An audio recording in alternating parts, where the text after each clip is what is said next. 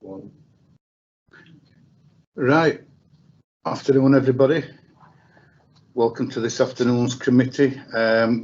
We'll kick off with membership of the committee. Right. As far as I'm aware, we're all here who are supposed to be here, but we've got Councillor Simpson standing in for Councillor Scott. That's the only change for today.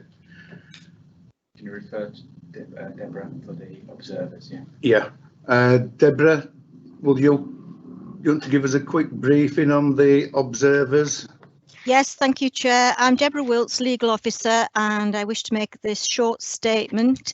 In the interests of transparency and protection of the integrity of the planning process, members who are not on the committee and have indicated that they wish to observe have been invited to join electronically. They're Councillor Bolt and Councillor Smage. They're observing only and will not participate in the meeting in any way other than to speak on an item, and will do so only when invited by the Chair and for 5 minutes for any application as per the normal protocol. They will not participate in any other way in the meeting unless invited to do so by the Chair. Thank you. Thank you, Deborah. Item 2, minutes of the previous meeting. Could someone move it and second it, please? Seconded. Thank you. Second. Move it. Thanks, Andrew. Item 3, interests and lobbying. We'll just have a run round. Start with Councillor Bellamy first.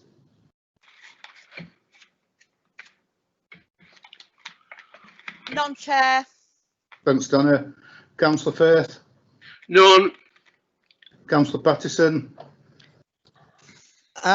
Yes, Chair. I've got an interest, other interest in application 2019-91-569, as I have a relative that lives adjacent to the site. Right, thanks, Carol. Councillor Pinnock.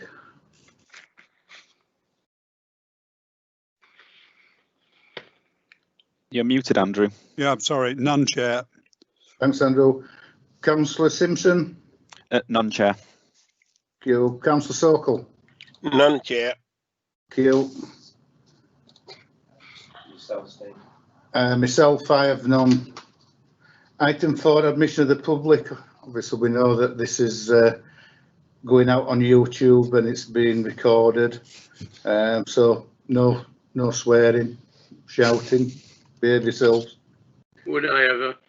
I know, I don't know. Item 5, questions by members of the public. Do we have any? Yes, Chair. We have had some questions from the public. They've been submitted in writing, and I think Matthias Franklin may well be in a position to respond. Right. Matthias?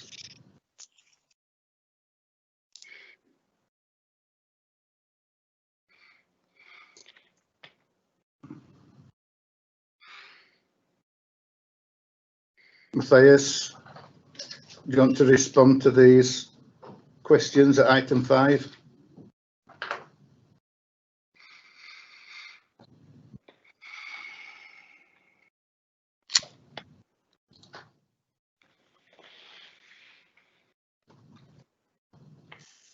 Apologies for the delay.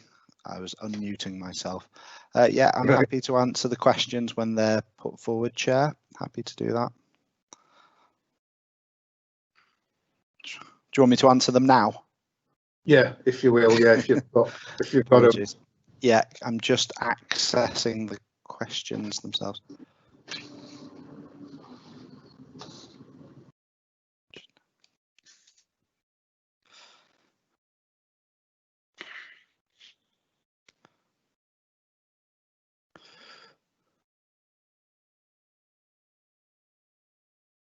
Apologies for the delay. I think I've got the questions here in front of me now.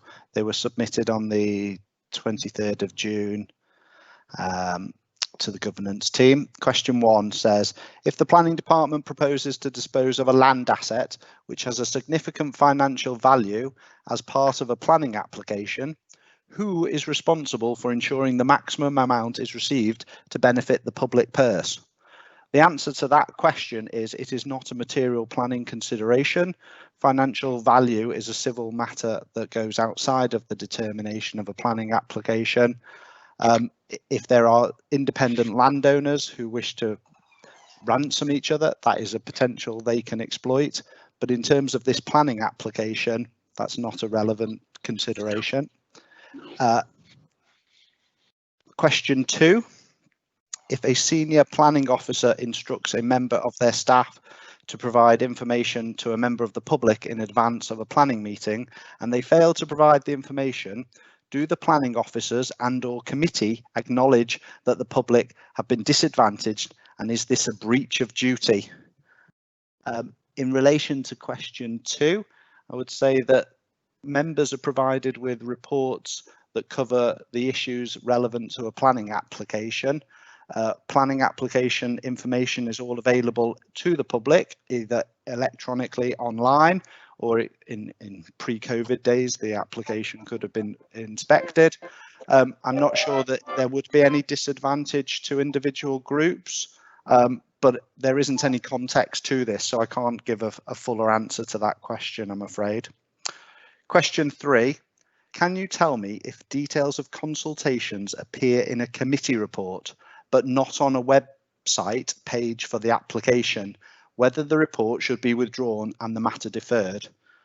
Consultations are captured in committee reports. At Kirklees, we identify whether they are statutory consultees or non-statutory consultees, and their consultee comments are summarised in reports for members to read. Consultations, we do try to put them all online. We encourage that they all should be publicly available online. However, I'm not sure whether there's an example here that's been referred to or not. However, if a report is covered the main issues and the consultees are captured on that report, then I would see no reason why any decision or application would need to be withdrawn. Question 4. Can you tell me if a professional report commissioned by a group of residents and sent to the council by the professional should be given full and professional answers in response and the report brought to the committee's attention? And the answer to this is representations received from third parties, whether they be third parties who have commissioned reports or not, should all be considered, and matters raised in those reports should be addressed. They don't necessarily need a full and response to them, as long as the matters have been considered. And again, it all comes back to, does the decision maker know enough to make a decision? And on that basis, therefore, I wouldn't have thought it is necessary to give a full response in a report, as long as the matters are covered and a response is received. So, and the committee would be able to access that information because it should be on the public file anyway as a third party representation. Those are the 4 questions I've got in front of me, Chair. Hope that was clear enough, and hope my audio feed was clear enough. Thank you. Yeah, thanks, Matthias.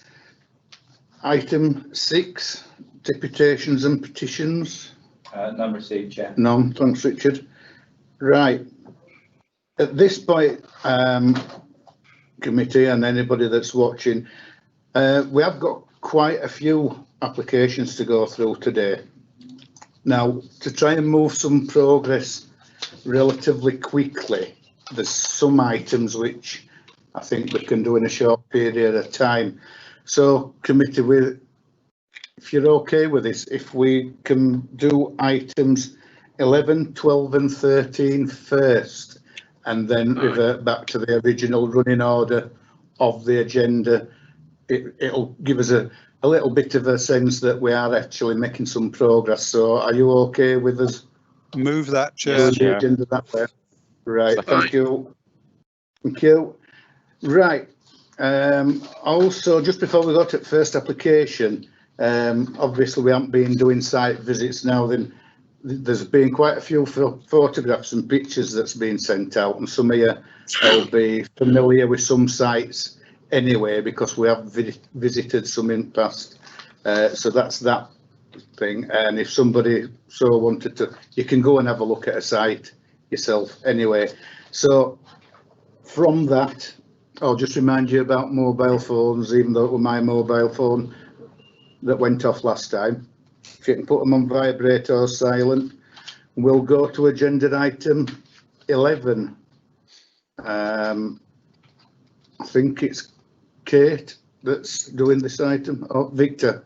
Not today, Chair. Yeah, Victor Grayson, Development Yeah. Management Master Planner, Majors and Minerals team. And just to explain, I will be presenting all 7 applications this afternoon on behalf of the case officers.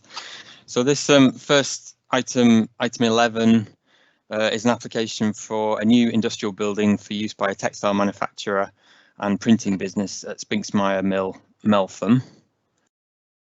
This aerial photograph identifies the site, which mainly comprises open land and wooded areas. The site forms part of a wider area allocated in the local plan as employment land. This location plan shows that the site is immediately adjacent to an existing mill complex, Spinksmire Mill, and there are other commercial premises within the wider vicinity. The nearest dwellings lie just to the north and east. Meltham Dyke runs through the eastern part of the site. In this 3D aerial view, we can see where the new building is proposed. It's outlined in red here. The new building would be set back from Huddersfield Road, with trees to the north, east and west providing some screening. This is a Google image looking towards the site from Huddersfield Road. And these are images of the area of open land where the building will be sited and which slopes uphill towards the west. This image shows where the proposed new access off Huddersfield Road would be formed. The bus stop and lighting column will be relocated to facilitate this. And just in terms of what's proposed, here we see the footprint of the new industrial building. The proposed access onto the site would run alongside Spinksmire Mill and includes a small bridge over Meltham Dyke. The building itself would be set well into the site and partially to the rear of Spinksmire Mill. As can be seen in these elevations, the building will be split level, which reflects the topography of the site. The facade incorporates an area of natural stone with light grey cladding to the remainder. This combination of materials is considered acceptable and is seen on many recent non-residential developments in the borough. The development would deliver a total of 5,306 square metres of manufacturing, storage, warehouse, office and welfare space. So in terms of the assessment of the scheme, the principle of development is in accordance with the site's allocation in the local plan and is therefore considered acceptable. The proposal would provide a new facility for a local business that intends to relocate. At present, the company employs 33 staff and this would increase to 41 in the new facility. As such, the development would contribute positively to the local economy in terms of jobs and investment. The scale and design of the proposal is considered to be in keeping with the character of the area, which includes a number of other commercial premises. The proposed building would be approximately 70 metres from the nearest dwellings, and its layout is such, or would be such, that the office and warehouse elements would be closest to those dwellings. Subject to a condition requiring suitable sound insulation measures, officers are satisfied that the amenity of local residents will be protected. Highways Development Management officers have assessed the application and have raised no objection. A recommended Section 106 agreement would secure funding for the relocation of the bus stop on Huddersfield Road, implementation of a travel plan with associated monitoring fees, and a contribution of £15,000 towards a new link to the Meltham Greenway in the vicinity of the site. Such a link could be used by future employees. Parts of the site fall within a high-risk flood area, and the scheme has been amended to address flood risk concerns. This has involved increasing the height of the access road over Meltham Dyke, which has overcome an objection from the Environment Agency. And an acceptable drainage strategy has also been submitted, and conditions are recommended to deal with the detailed design of this. The development would not give rise to any significant ecological impacts, and air quality issues can be addressed through a condition. In conclusion, approval of full planning permission is recommended, subject to conditions and a Section 106 agreement. Thank you. Thanks, Victor. Chair, we have one speaker for this. It's Alistair Flatman, who is a planning consultant. We'll just try and call him now.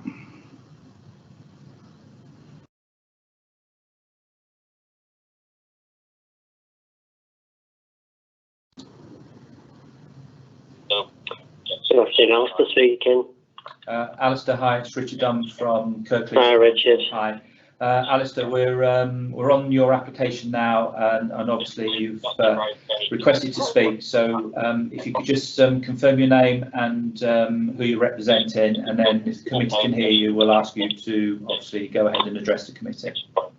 Yeah, no worries. Yeah, I'm just watching it now, so I've got a few words. Yeah. Right. So. Alice, before you start, are you all right just to mute your, because it's just a bit of echo, your the video you're watching, please? Yeah. Okay. Yeah. Right. So when you're ready, yeah. Right.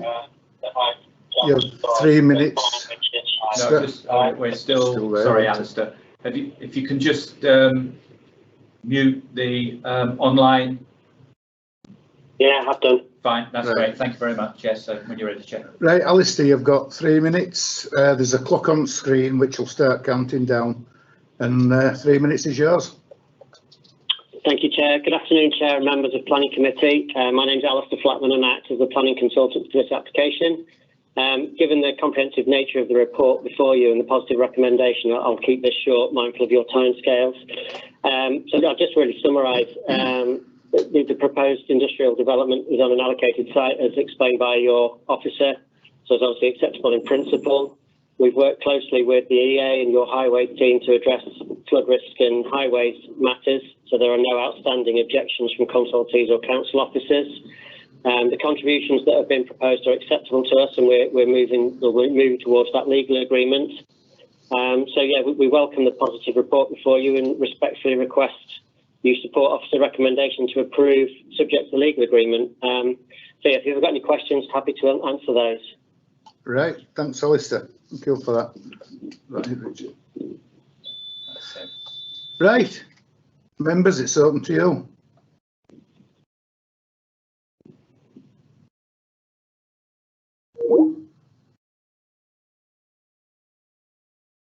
Anybody wanting to start? Yeah, I'll start. Can you hear me all right? Yeah. Hello? Yeah. Yeah, okay. Yeah, I know this area pretty well. It speaks my name. It used to be under the name of Colombian Sykes many years ago. I actually, Chair, don't see much of a problem here. It's a business. It's been going a long time. And anybody that's wanting to expand the business, I say good luck to them, because we need more of this kind of thing than less. It will get my support on this. Thank you. Thanks, Donald. Carol, Councillor Patterson. Yes, thank you, Chair. I just wanted to say yes, no, I welcome this. It's good to see jobs being created, but more importantly, it's really good to see jobs being created locally.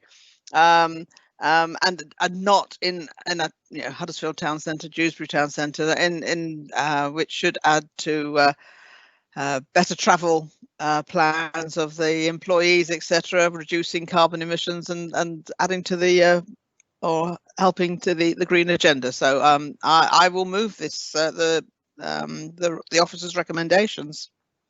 Right, thanks, Carol. Mohan. Yeah, Chair. I actually support both Donald and Carol.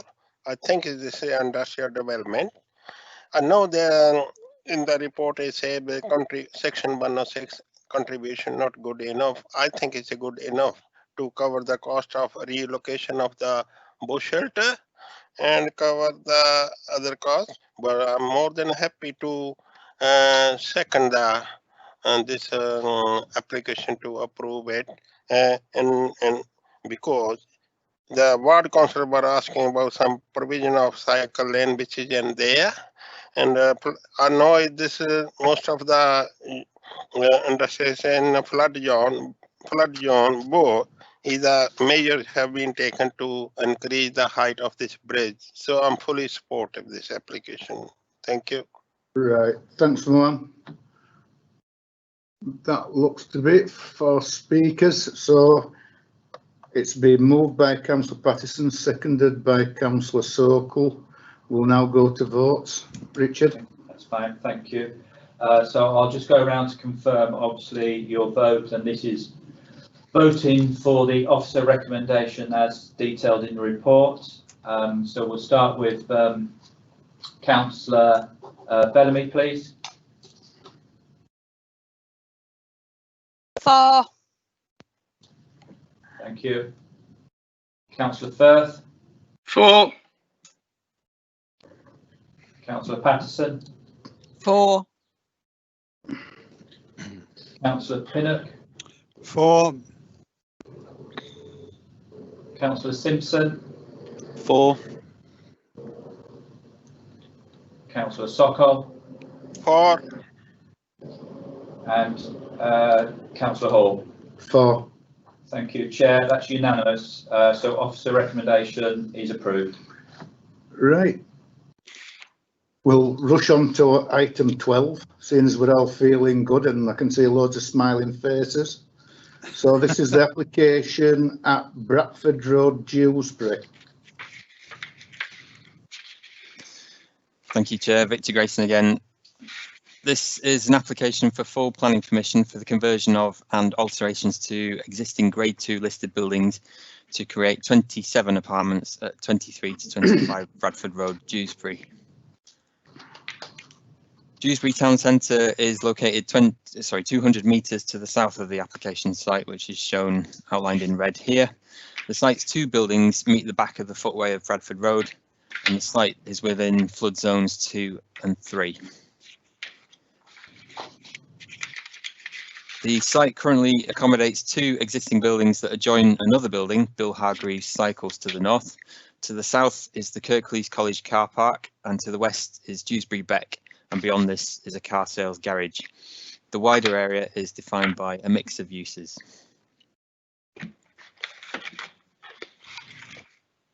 This slide shows the very handsome front facades of the two buildings viewed from Bradford Road.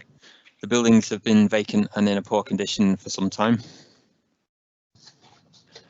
And this is the view from Commercial Road and shows the relationship between the rear of the buildings and the bike shack and the neighbouring car sales garage. In terms of the inside of the building, this is a view of the top story of 23 Bradford Road that is indicative of the general state of the buildings. And then in terms of what's proposed, this slide is of the proposed elevations, which show how the proposed conversion seeks to generally work with and enhance the facades of the existing buildings. The proposal would remove the 20th century central single-storey feature and would add window openings in the side elevation overlooking the college car park, as well as in the roof space. Windows would also be blocked up at basement level to the rear.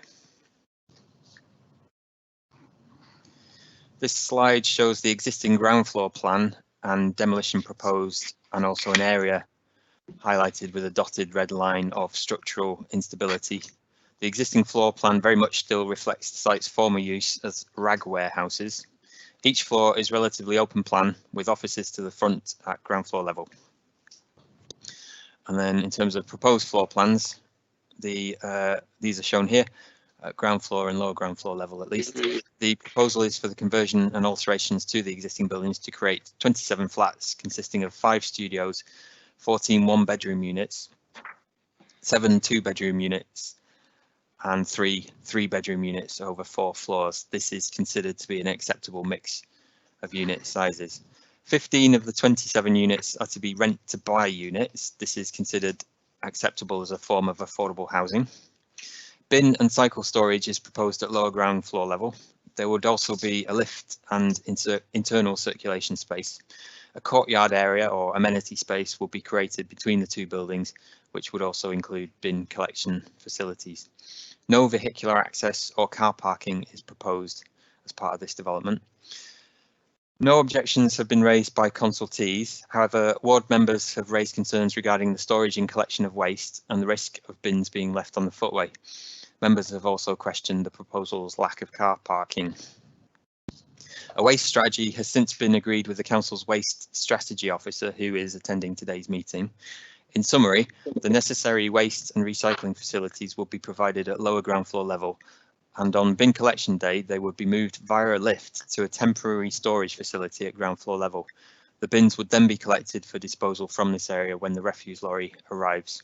A planning condition would secure details of the management and maintenance of the proposed communal refuse storage areas by a designated private management company. With regard to highways, the site is considered to be in a sustainable location near to Dewsbury Town Centre and adjacent to many shops and services. The site is located on a bus route and within walking distance of Dewsbury Railway Station. Also, there is a public car park nearby at Commercial Road. The applicant has agreed to all of the Section 106 contributions, which include a sustainable travel contribution and travel plan monitoring fees. Any permission would also have a planning condition securing measures to manage parking on Bradford Road between the viaduct to the south of the site and Carlton Road to the north. The proposal would secure a long-term viable use for the listed buildings in a prominent sustainable location, and this attracts significant positive weight in the balance of planning considerations. Approval of full planning permission is recommended, subject to conditions and a Section 106 agreement. And should members approve this application, officers would also grant listed building consent under the parallel application for listed building consent under delegated powers. Thank you, Chair. Thanks, Victor. Richard. Yes, Chair, we have had one written submission, which is from Mark Ellis, who is speaking on behalf of the applicant, and my colleague Andrew Woodside will read out the written submission. Thanks, Chair. Submission on behalf of Mark Ellis. Since purchasing the site in late 2018, it was JT Consultancy's vision to see the former rag warehouses listed buildings sympathetically converted and brought back into use as part of their positive regeneration strategy. The prominent buildings are within 200 metres of the town centre and dominate the entire site footprint, which is bound on four sides by Bradford Road, main frontage, Dewsbury Beck, rear, and developed adjacent ownerships to the north and south. The listed buildings have suffered from significant neglect under the previous years of ownership and are in a very poor state of disrepair. Parts of the building structure are considered dangerous and inaccessible. The site constraints of the listed building, former rag warehouse, have informed the design, which has been developed working in close conjunction with Kirklees planning consultees, including the conservation team and Historic England. We note that concerns have been raised in respect to the waste strategy, and these have now been addressed to satisfy the upper requirement of refuse storage required to exceed Kirklees waste strategy requirements. In addition, we confirm there is no ability to provide on-site parking due to the listed buildings which cover the entire site area. The overall site footprint is approximately 24 metres by 27 metres, dominated by the former rag warehouses, with the exception of the central courtyard amenity area, which forms the primary access into the site. The site is located within a sustainable location to Dewsbury Town Centre, which provides excellent transport connectivity. The scheme will also provide a financial contribution towards Kirklees Sustainable Travel Fund, and a traffic restriction order is proposed extending beyond the site frontage to enhance highway safety. In summary, we welcome the support of the authority in being able to commence the sympathetic conversion and restoration of the former rag warehouses. This will facilitate skilled employment throughout the construction phase and provide a mix of 27 town centre apartments, including affordable housing. Thank you, Chair. Thanks, Andrea. That's it, Chair. Right, members, it's over to you.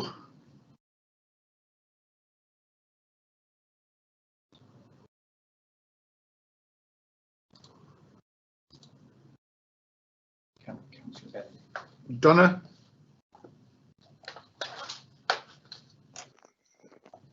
Thank you, Chair.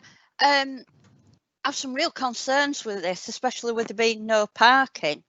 I mean, you're talking 27 apartments, so I'm suggesting probably could be up to maybe 40 cars, if not more.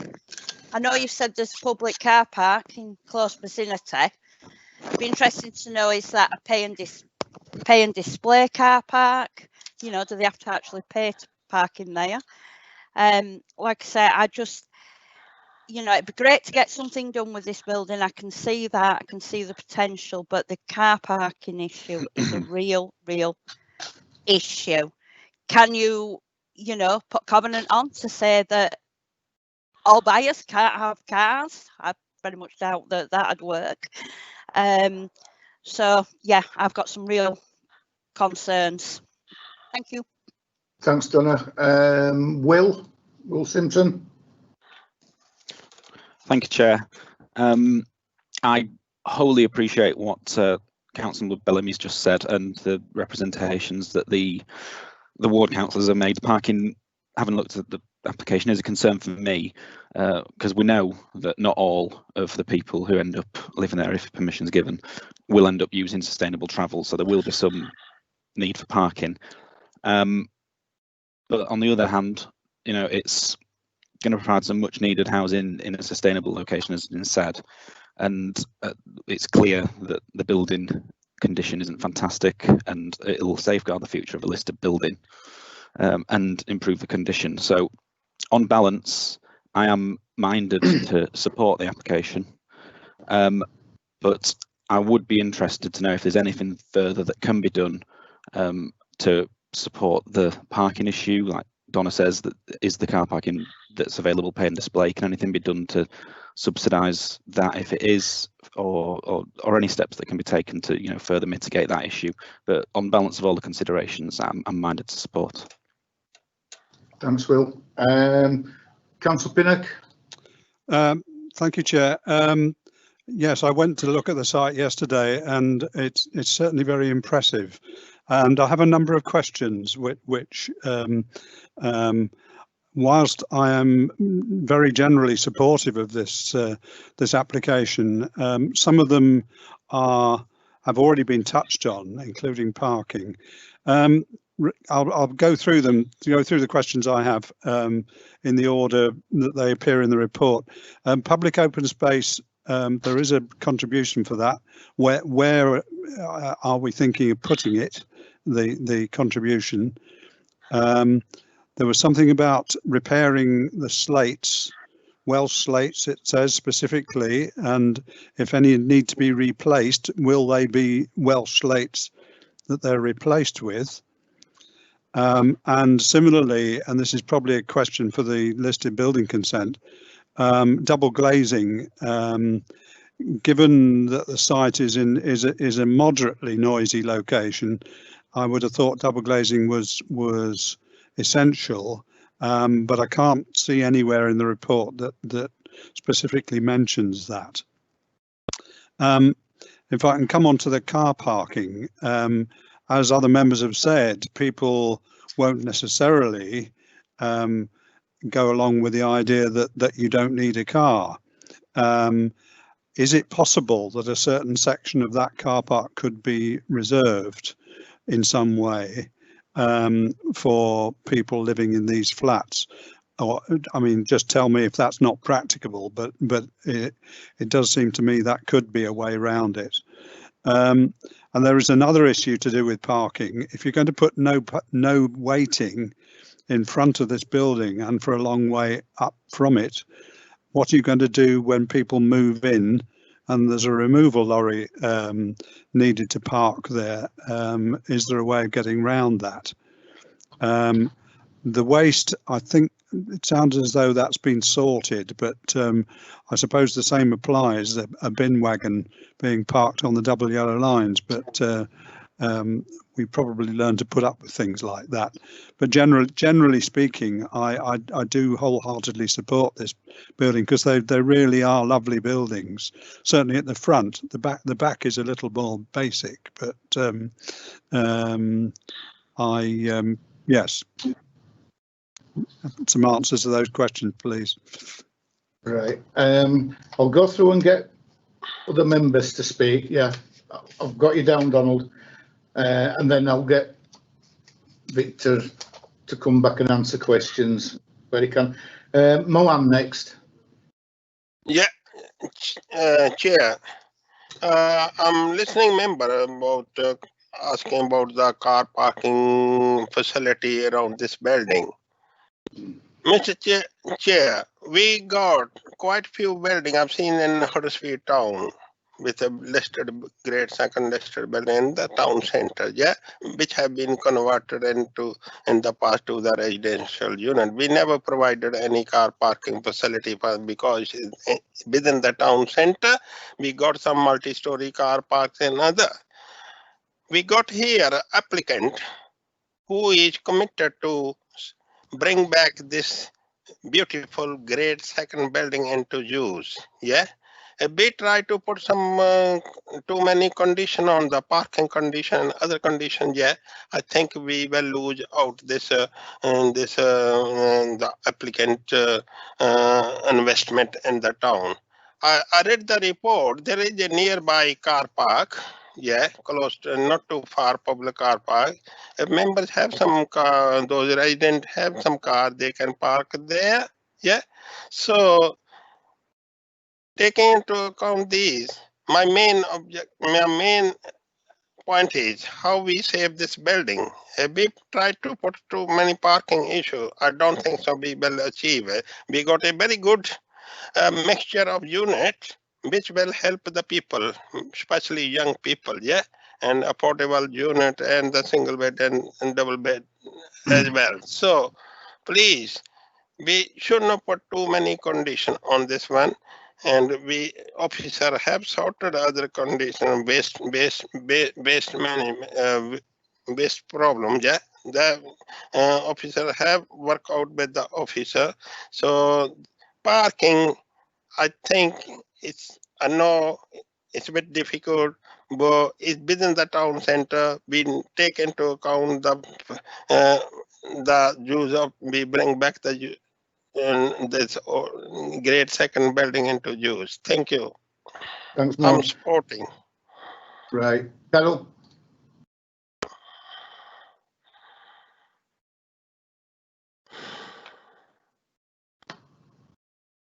No, she's muted herself. Carol, can you turn your mute off, please? Sorry. Can hear you now. Good. What I was saying was that Moan's more or less said everything for me. I was going to say that Dewsbury may not be Leeds or Manchester or London or Sheffield, but he's also reminded me it's not Huddersfield either. Huddersfield, we do build flats or renovate especially beautiful buildings like this without car parking. You can do it. You don't need, especially in a town centre, to provide car parking. I do think post-COVID, well, let alone before COVID, but certainly post-COVID, where we don't have to encourage cars or car parking, then we shouldn't. So there may be a small car park nearby, but I wouldn't wish to put any conditions on that either. The people buying these flats will know that parking or there is no car parking available. It'll be up to them then.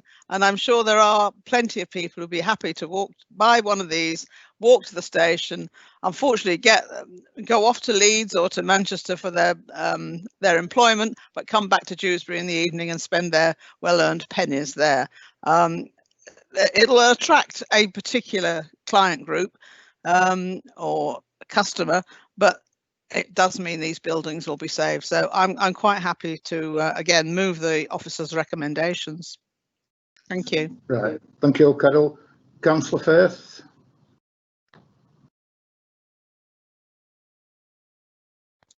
Right. Well, I've just been reading through the literature on this one. It was thrown out some while ago because of the lack of car parking. And I have to say, I don't know, Carol must think people have no cars anyway, and they're going to buy these flats with knowing full well they can't have a car because there is nowhere to park it. That is a ridiculous situation because most people have cars, and I would like to know who the properties, the houses and the flats, anyone who can sell them without car parking space, they must be a damn good salesman, because I wouldn't buy one. However nice it was, I would buy nothing without car parking. Most suggest that they use public car parking. I wouldn't want to put my car in a public car park if I'd spent a lot of money on a flat, for goodness sake. I mean, come on, you know, we're living in the 2100, you know, it's ridiculous. I can't support anything without a car park, for goodness sake. And I think you'll probably prove me right, because you're not going to get a queue of people wanting to buy that. Why, looking at the buildings, did they not allow for some parking underneath a basement type of car park? We've an old mill which were converted up here at Soodhill, and the first thing the guy did was make an underground car park. Consequently, when he put the flats in, then he'd no problem to sell them. So, you know, it's only common sense, which seems to be lacking today. Thank you. Thanks, Donald. Matthias. Thanks, Chair. We'll take the questions in reverse order, and I'll ask Victor just to come in and mop up the questions related to public open space, Welsh Slate, and then I'll ask Chris Dowes just to give you a bit of clarity on the highway situation. But just to wrap that all up, members, you will need to apply a planning balance to this. There is no car parking. It is in a town centre. It's a question of whether the benefits outweigh the disbenefits in the end. But if Victor, if you can just come in and just clarify on the roofing material and the POS, which I think is going to be in Dewsbury East, but if you could just clarify that, and then Chris, if you can just come in and give a comment related to the traffic regulation orders and the travel planning proposed with this application. Thanks both. Will do.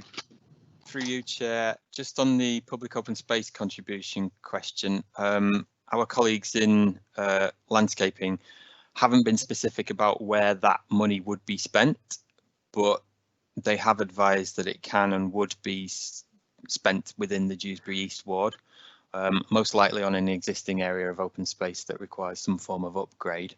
As regards what that upgrade would involve, or specifically which site it will be, we consult with ward members on that.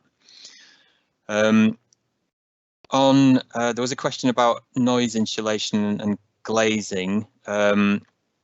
Advice from the conservation officer is that we would prefer to see the existing windows in the front elevation retained and then secondary glazing installed behind those existing windows, and the advice is that offers comparable energy saving and better sound insulation than double glazing, and is more appropriate to the historic significance of these listed buildings. Okay. Regarding Welsh Slate, I think the question was to do with would they be replaced or repaired, I believe. Apologies. Yes. Okay. Retention of existing slates on site, and if they can be reused, yeah, would absolutely encourage that and require that. The condition relating to materials does require samples of materials to be submitted and agreed, and through that we can also explore how much scope there is for retaining and reusing existing materials that are already on the roof of the building, and also making sure that any new materials achieve a good match with what's already there. Regarding parking, I will hand over to Chris Dowes in a second. I have just looked online on the commercial road car park close to the site. It has capacity for 39 vehicles. It's a long stay car park. It's currently free. I'm not sure if it's always free. We are in strange times at the moment where parking is free in and around our town centres. But just on the issue of this being a car-free development, it's not the first car-free development, or wouldn't be the first, that the council has approved in or adjacent to one of our town centres. When these kind of developments are completed, obviously buyers and renters are aware of the parking situation, will be aware of the parking situation before they opt to buy or rent one of these properties, and the price of the properties tends to reflect the availability of parking in the area. As regards the suggestion that a basement car park could be provided. I can't say that that's been explored, but I would very much doubt that that would be at all possible for heritage, flood risk and cost reasons. Remember that the site is within flood zones 2 and 3, and introducing car parking at basement level in a flood risk, such a high flood risk zone is certainly going to be of concern to the Leeds Local Flood Authority and possibly the Environment Agency as well. Potentially it could be introducing a dangerous use at basement level, which we wouldn't want to encourage. As regards covenants for the residential accommodation that state in some way that residents aren't allowed to bring vehicles to the neighbourhood. Yes, certain other local authorities do that. Central London, that is done fairly often. Historically, we haven't tended to do that in Kirklees. And managers will be able to advise why that hasn't been done, but certainly it would be an unusual way forward for a development, for us to proceed on a development like this, and it's something that hasn't been required at other sites previously. So I will just hand over to Chris Dowes just to comment further on highways and parking issues through you, Chair. Yeah, Chris. Right, thank you, Victor. It's Chris Dowes, Highway Development Management here. Yeah, I mean, Victor's covered on most of the points, but I think what we say, I mean, everybody's raised the point. Obviously, the building has no vehicle access and it has no designated parking. That's just a fact of where it is and the size of the building within the plot. I think the thing is that any future residents would obviously be aware that this site doesn't have parking, and if that were a priority, you'd be unlikely to consider buying one in that purchase when I'm renting it there. As we've said, that there's a public car park at Commercial Street, which is about 100 metres walking distance from the site. That's certainly be suitable for visitors, and some residents may consider that suitable. Depend on how they feel about leaving it in a public car park. I think the view that obviously highways have taken in this is that we've acknowledged there's no parking, but it is considered to be in a very highly sustainable location. It's on the edge of the town centre. You've got all your town centre facilities and amenities and employment opportunities within walking distance. You've got bus routes, high frequency bus routes. You've all got some railway stations. So I think it's been a bit of a balance. So it's obviously weighing up the facts, but the fact is that site doesn't have an access. It doesn't have an access, vehicle access, and it doesn't have parking. And people would be aware of that if they were purchasing it. And if that's a priority, you wouldn't purchase a flat in that development. But it is a highly sustainable location. We feel that with the travel plan, we feel that we could support the application.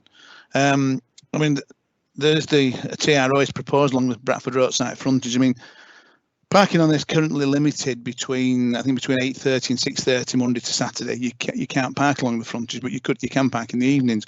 But that's already started. That's been attracting objections. Our highway safety teams have been receiving objections at people parking on their sort of visiting takeaways and things like that.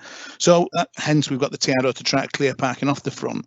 I think with regards to the waste collection, which will obviously take place from the site frontage, I think stopping for a few minutes with the hazard warnings on where you can pick up the waste is acceptable.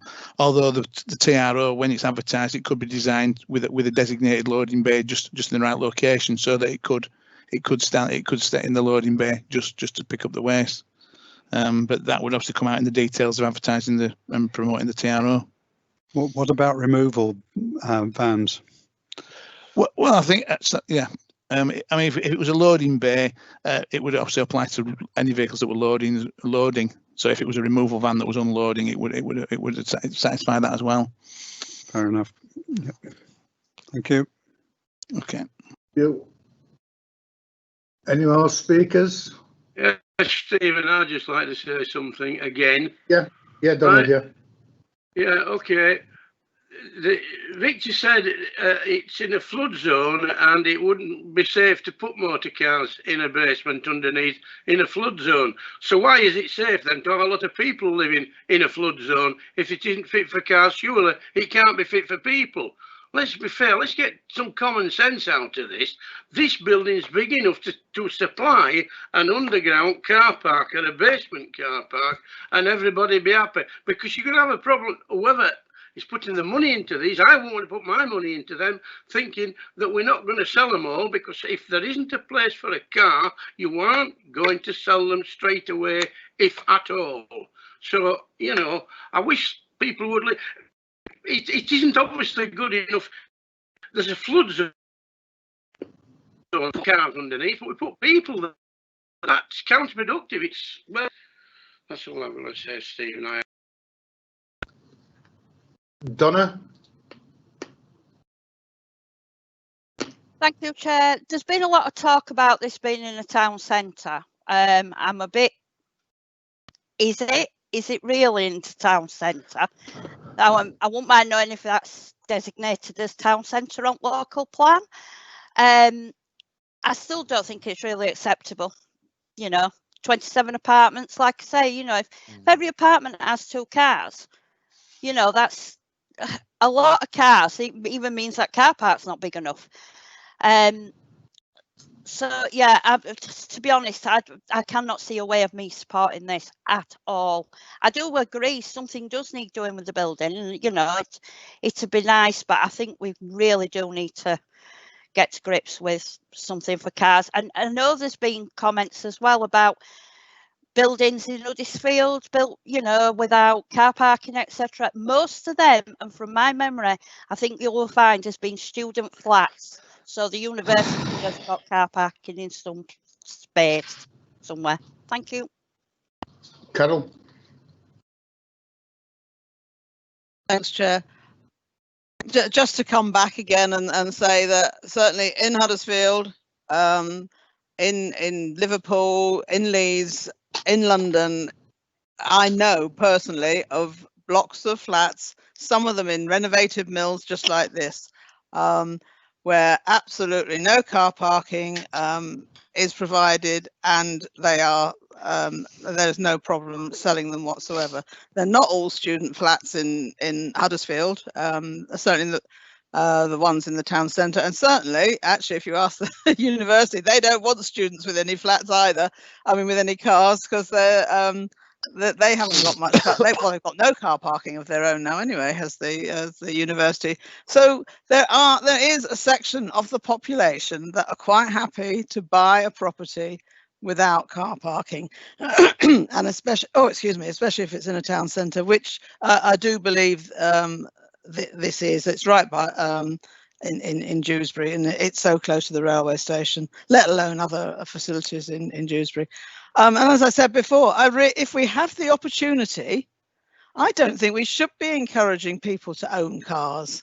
We should be able to accommodate some people to travel by public transport and not clog our roads up and our atmosphere up by everybody owning cars. Thank you.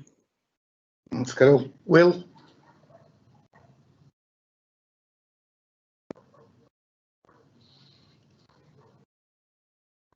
Thank you, Chair. So a lot's been said. Obviously, we all agree that car parking would be ideal.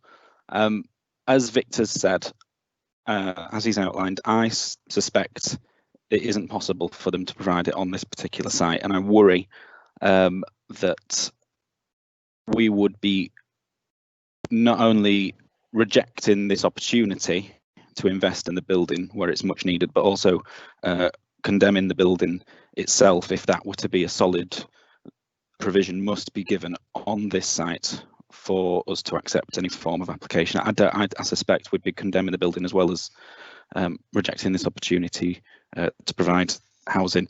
You know, this isn't the first application in the country where there isn't dedicated on-site car parking, and I'm sure it won't be the last. So as has been outlined, on balance, despite what's been said, I'm still willing to support it, and I'm willing to move it as well, Chair. And if Donald's right, if we grant it and nobody buys it because there's no car parking, I'll buy him a pint. But in lieu of that, I'll move it now. The officer's recommendations. Thank you, Chair. Thanks. Are you all right seconding that, because Carol's already moved it? Oh, yes, sorry, second. Yeah. Right. Thanks, Will. Andrew?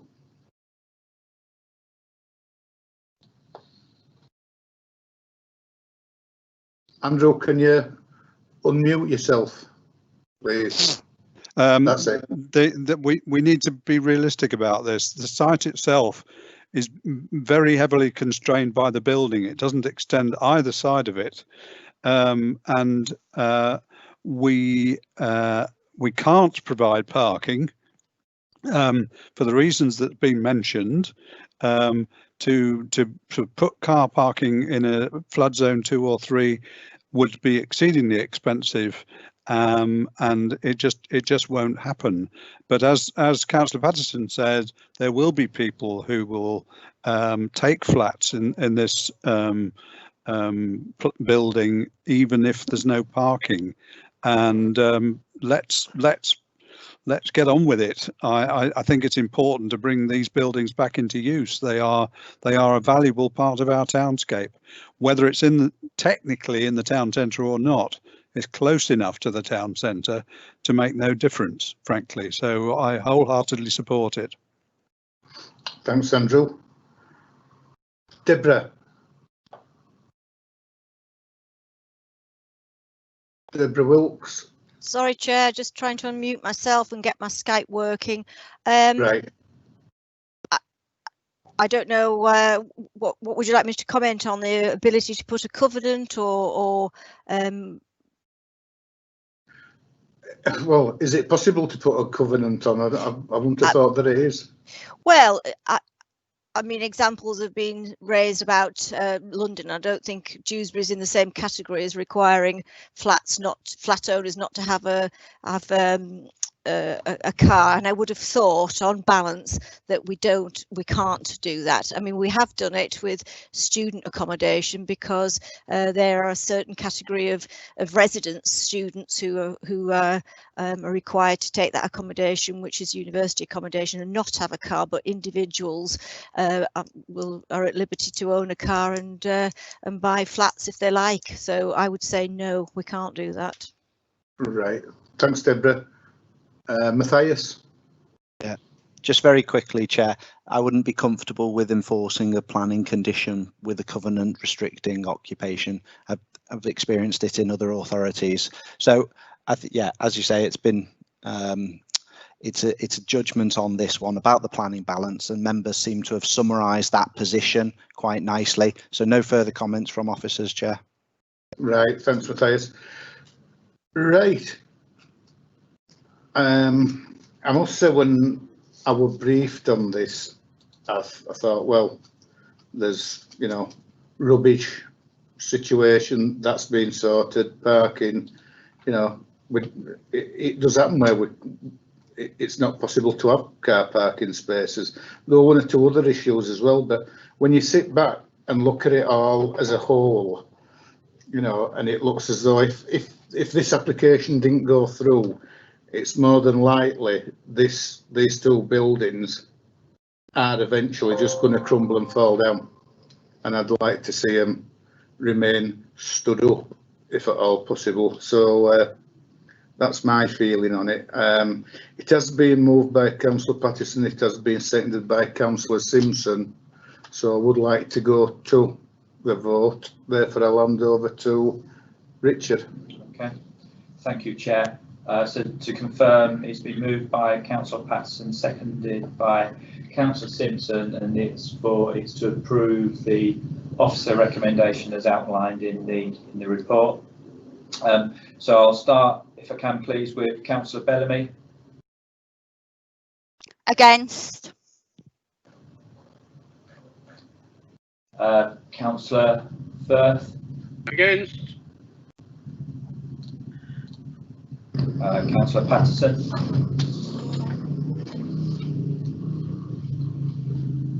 Councillor Pinnock. For. Councillor Simpson. For.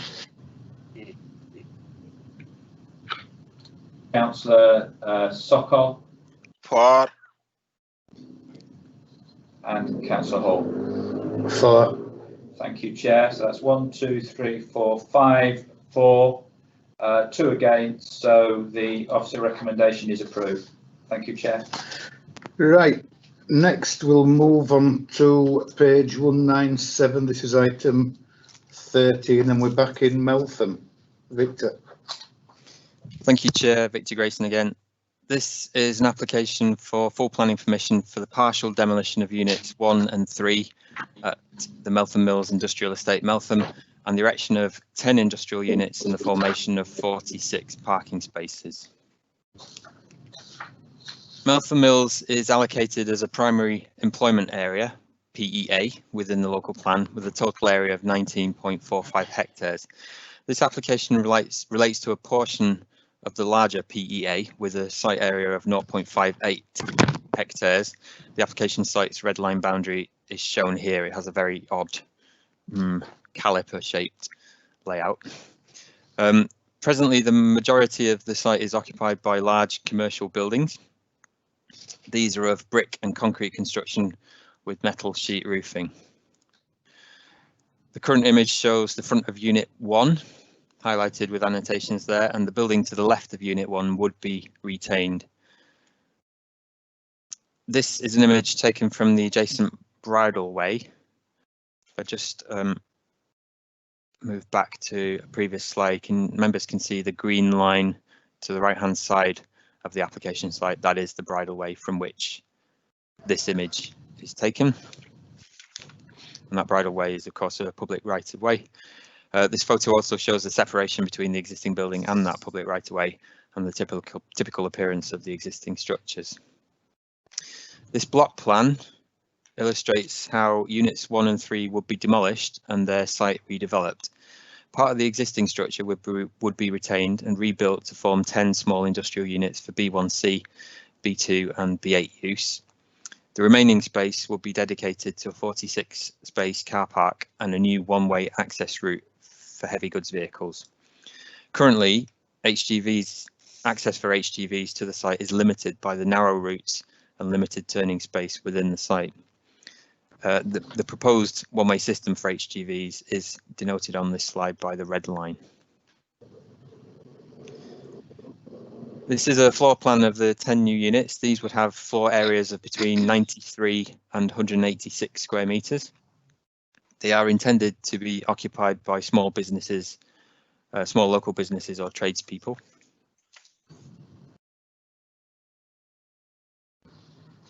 And these elevations show that their design is typical for modern industrial structures and would closely mimic others on the estate.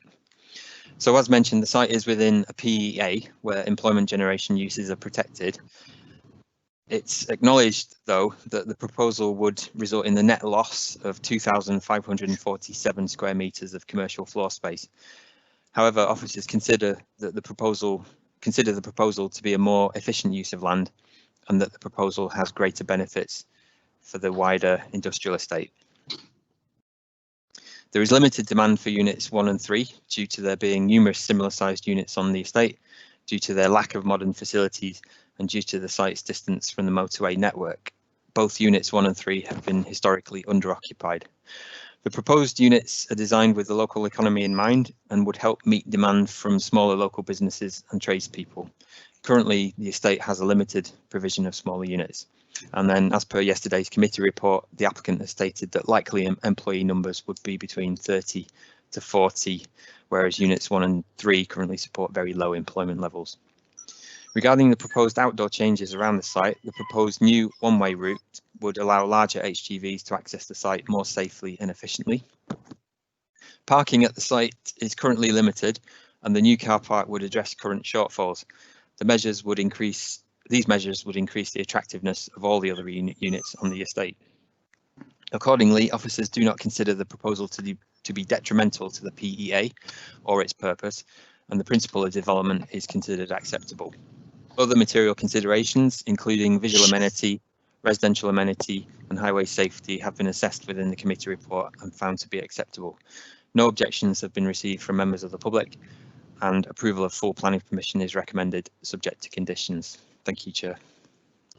Thanks, Victor. Okay, Chair, we have one speaker who is Nick Willock, who is the agent, so I'll just try and connect him now.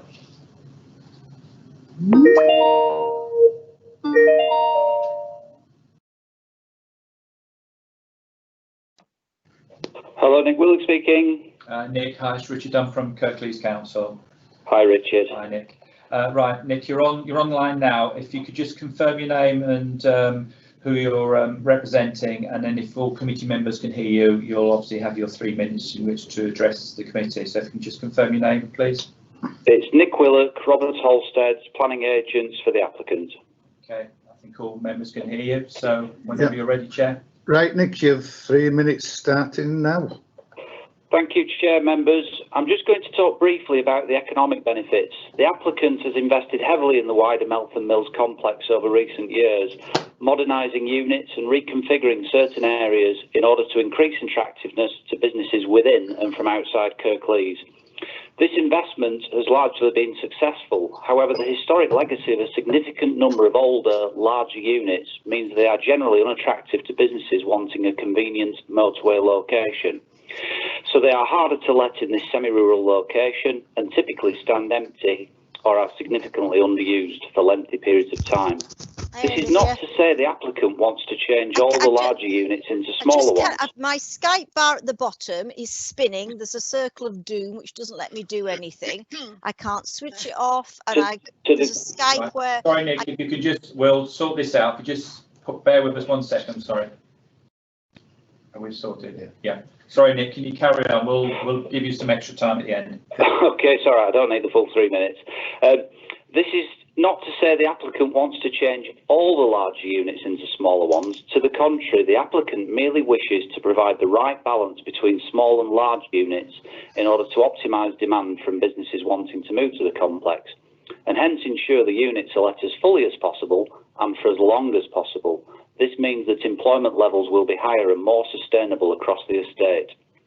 The 11 units would be able to meet modern day demands of both start-up companies and established small businesses, and we understand the Leeds City region expects there will be an increase in business start-ups post-coronavirus due to higher levels of unemployment. Finally, we note that no objections have been raised and we endorse the officer's recommendation. Thank you, committee, and I am available to answer any questions if needed. Right, thanks, Nick. Thank you. Right, Richard. Right, first speaker I've got is Councillor Pattison. Thanks, Chair. Very, very briefly, just to say that I fully appreciate what the agent has said and agree with him about the creating smaller business opportunities, which is going to be sorely needed post-COVID. Again, it's modernising employment units and it's keeping employment local. So I will certainly move the officer recommendations. Thanks, Carol. I've got Mohan next. Hi, Chair. Chair, I agree with Carol. The reason is, I know this site, Meltham Mills, about 40-50 years ago. We used to have a big industry. We used to have a David Brown. We used to have another business there. All have been gone out because the modern industry need modern building or small unit or modern building where they can fit for the modern machinery. So I think we need to listen to these those business people in these days. If they want to convert this building, because the old building is not fit for business, so we should not argue on that. I think I support Carol on this one. Thank you. Thanks, Mohan. Andrew. Thank you, Chair. Yes, I support what's been said. I think although losing industrial floor space is painful, I think in this case it's the only way to provide a better offer for businesses. It's quite an awkward site, it seems to me. It's on quite a very steep hill, I think that what we're looking at in terms of the future use is just what we want. So I support it. Thanks, Andrew. Donald?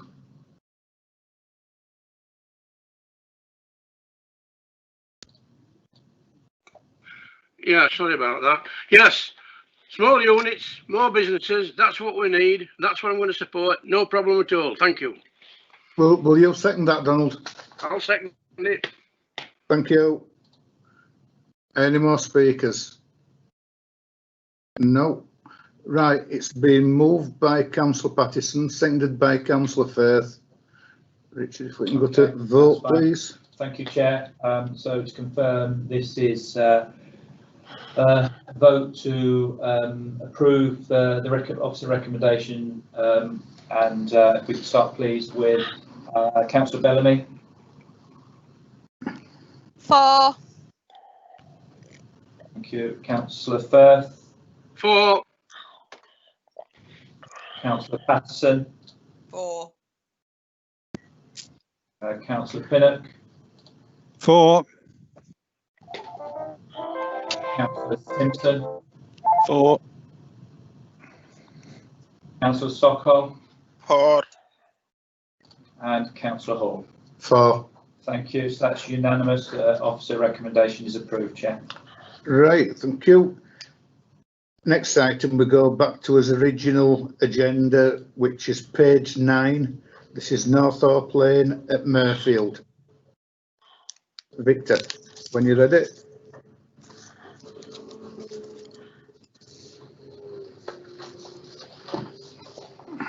Thank you, Chair. Item 7, this is an application for outline planning permission with details of a proposed point of access for residential development at land to the rear of 28 Northorpe Lane, Murfield. The proposals include associated off-site lay-by works opposite the site entrance. All of the matters are reserved for future consideration. And members will be aware that a decision on the application was deferred at the Heavy Woolen Planning Subcommittee meeting in January to allow for the publicity period for the application to expire. The site is allocated for housing in the local plan. There are residential uses to the west and a railway embankment to the east. In this street view, we can see the grass verge opposite 28 Northorpe Lane within the application site red line boundary. This photo taken of the site itself illustrates that the site is grassed and slopes downhill from the road. The application site includes 28 Northorpe Lane, the existing house there. And the applicant has submitted this proposed, or indicative rather, site plan. Members will be aware that this is an outline application, so the plan shown here is indicative. The layout and number of units shown on this drawing are not for consideration today. As regards drawings, the council's decision letter would list the location plan and the point of access plan, which I'll show members in a minute. So the main issues for consideration today are firstly the principle of residential development and secondly the point of access proposed into the site. On that first issue, given the site allocation and the site's sustainable location, residential development at this site is considered acceptable in principle. On the second issue, highways matters have been adequately addressed. 28 Northorpe Lane would be demolished to facilitate entry into the site. The proposals include the provision of a lay-by opposite the site entrance to allow refuse vehicles to manoeuvre into and out of the site, as well as providing an area of parking for vehicles on Northorpe Lane. And this is a plan of the lay-by. The plan here confirms that a lay-by can be provided opposite the site entrance.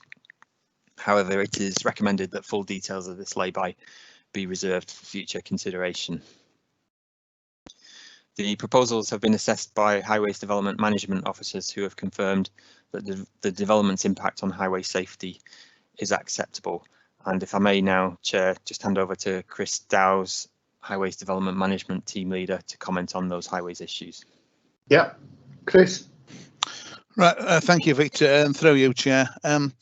Yeah, it's proposed to access the site from Northorpe Lane via a priority T junction, which is a suitable form of access for development of this scale. The junction design and geometry accorded with recommended guidance is considered acceptable. It has been observed that on-street parking regularly occurs on the western side of Northope Lane, opposite the proposed site access. Now, to ensure that the parked vehicles do not obstruct access to the site by sort of larger service vehicles, as part of the access works, it's proposed to form a lay-by to be constructed on the highway verge opposite the site access. The parking can be accommodated in this lay-by, but outside of the vehicle running lane, and maintain sufficient carriageway width to enable a waste collection vehicle or larger service vehicles to enter and exit the site unhindered. The access design has been subject to a stage 1 road safety audit, which has raised no significant highway safety issues, and it's considered that that could not be satisfactorily addressed at detailed design stage. A review of accident records in the preceding 5-year period showed that there's been no reported injury accidents along Northope Lane, including its junction with Shillbank Lane, which suggests that the local highway network is operating safely. In terms of traffic generation, it's estimated the development will generate in the order of 34 two-way vehicle movements in the morning and evening peak periods. Assessment indicates that this level of traffic will not have a severe undue impact on the operational capacity of the safety of the local highway network. This assessment did take into account other allocated development sites on Flash Lane. With regards to the walking and cycling network, the car walking and cycling network plan designates routes as existing, proposed and indicative, and it's acknowledged that there is an indicative route identified routing along the disused railway line to the east of this development site. Now, consideration was given to improving accessibility to the site by walking and cycling, and whether a financial contribution towards the construction of this route would be appropriate. It was considered, given that at this stage the route is designated as indicative, and that the land is in third-party ownership, and the alignment of the route has not yet been finalised, it could be difficult to justify a financial contribution at this stage. However, to future-proof accessibility to the site by walking and cycling, a condition is proposed requiring that the layout shall incorporate a link to the indicative route identified in the car walking and cycling network plan. Notwithstanding, the issue of financial contribution has been raised with the applicant, who is currently considering this request. So that may be, we're not saying that we're not going to get a contribution. That has been raised with them to see what we're waiting for their request on that issue. So in summary, it's considered that a safe, suitable access can be achieved, and that the traffic generator will have no adverse material impact on the operation or safety of the local highway network. Thank you, Chair. Thanks, Chris. Chair, sorry, if I may, through you, just to finish off a couple of other issues to mention. On that last point, the potential connection to the core walking and cycle route to the east, I understand the applicant's agent will be speaking on that issue specifically in a few minutes' time. Other matters relevant to planning are either considered acceptable at this outline application stage or are reserved, and appropriate conditions are recommended. Members are asked to note yesterday's committee update that additionally recommends the securing of planning obligations via a Section 106 agreement, which the applicant has agreed to enter into. And finally, approval of outline planning permission is recommended. Thank you, Chair. Thanks, Victor. Thank you, Chair. Yes, we have a number of speakers. The first speaker we have is Stephen Ashton, who objects to the plan. So I will try and get him on the phone now.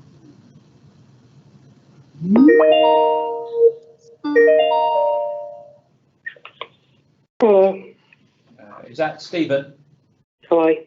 Hi, Stephen. It's Richard Dunn from Kirklees Council. Stephen, you're live speaking to the committee. So if you could just confirm your name so that everyone can hear you, and then the chair will tell you when you're able to start to address the committee, please. Okay. So can you just confirm your name, please? Sorry, Steve. So I just need to mute my feedback from your broadcast, otherwise you'll get the feedback. Okay. Sorry. So I've muted now your broadcast. Hello, it's Stephen Ashton. Okay, so when you're ready, Chair. Right, Stephen, you've got 3 minutes starting from now. Thank you. Good afternoon, Chair and Councillors. My name is Stephen Ashton. I've been a resident at 3 Northope Court for 22 years. Northorpe Hall Trust own land which is key to securing access to this development. Kirklees planning alleged the Hall's land is part of the highway and proposed to construct a lay-by on the Hall's land as the only method to facilitate access to the applicant's site. Kirklees have been requested several times to provide documents backing their claim that the Hall's land is highway, but have so far failed to do this conclusively. The land registry records clearly show the land in question to be owned by Northorpe Hall Trust.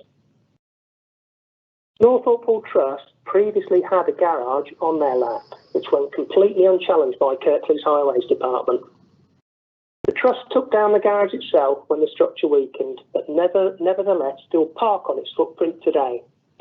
This garage site is on the same piece of Trust-owned land for which the lay-by vital to this application is planned to be located. One of the purposes of this outline planning application is to ensure the safe access to this development, but this cannot be done without the proposed lay-by. The proposed lay-by should be in place before this outline planning permission to 28 Northorpe Lane is granted for access, but instead Kirklees planning is currently approaching this matter in completely the wrong way. Both a specialist highways barrister and a planning lawyer have been consulted in the time since this application was last deferred in January 2020. If this application is approved by this committee, then Kirklees Council should expect a court challenge due to failing to evidence that the trust land required to construct the lay-by on is part of the highway. The overwhelming view of local residents is that the inadequate access to this application makes it completely unsound from both a legal and safety point of view. Thank you. Thank you, Stephen. Thank you, Chair. We now have two written submissions. There's one by a Richard Gawthorpe and another by a Janet Gawthorpe. And my colleague Andrea will now read those out on their behalf. So when you're ready, Andrea. Thank you. My name is Richard Gawthorpe. I've been a resident at 26 Northorpe Lane for 15 years. I'm a member of Save Northorpe, a residents group, and I object generally to the planning application. I refer the committee to the specific objections that have been made in the following previously submitted documents available on the planning portal and or recently received by you. 1. Letter of the 24th of the 4th 04 by Charlotte Mackay, planning lawyer at IOP Consulting, objections to the planning process, sent to Nia Thomas, case officer. 2. Report of the 19th of the 3rd 20 by Georgina Sturs, director at TPS Transport Consultants Ltd, sent to Nia Thomas, case officer. Objections by a specialist company expert in highways construction on safety and other grounds to the proposed access road and lay-by. The council's refusal to acknowledge these issues is totally unacceptable, especially given the safety concerns. 3. Letter of 19th of the 6th 20 by Charlotte Mackay to Deborah Wilkes Legal Services regarding Section 106 agreement issues. 4. The objection by Kirklees LLFA object to this planning application on the grounds that no flood risk assessment has been provided. Please see point 8.1 on page 16 of the report, where it is stated that lead local flood authority, no objection following submission of flood risk assessment and imposition of relevant conditions.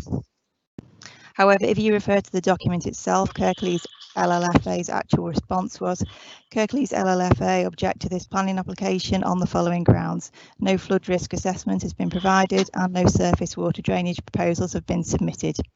3. I echo and support the objections to the council's contention that the grass area is highways land inter alia as outlined in my wife Janet's statement, and I'll read that out after this one. The council made no objection to the trust having put a garage building with a drop curb for its own exclusive use on the grass area for a period of upwards of 30 years, which is totally inconsistent with the contention of it being on highway land. One of the many negative points made about the plans by Georgina Sturs' report of the 6th of the 3rd 20 is that the site entrance splay lines cannot be achieved because of the curvature of the lane.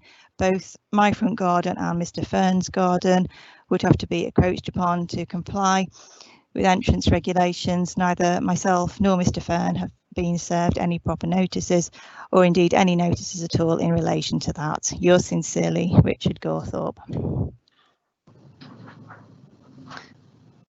The next statement.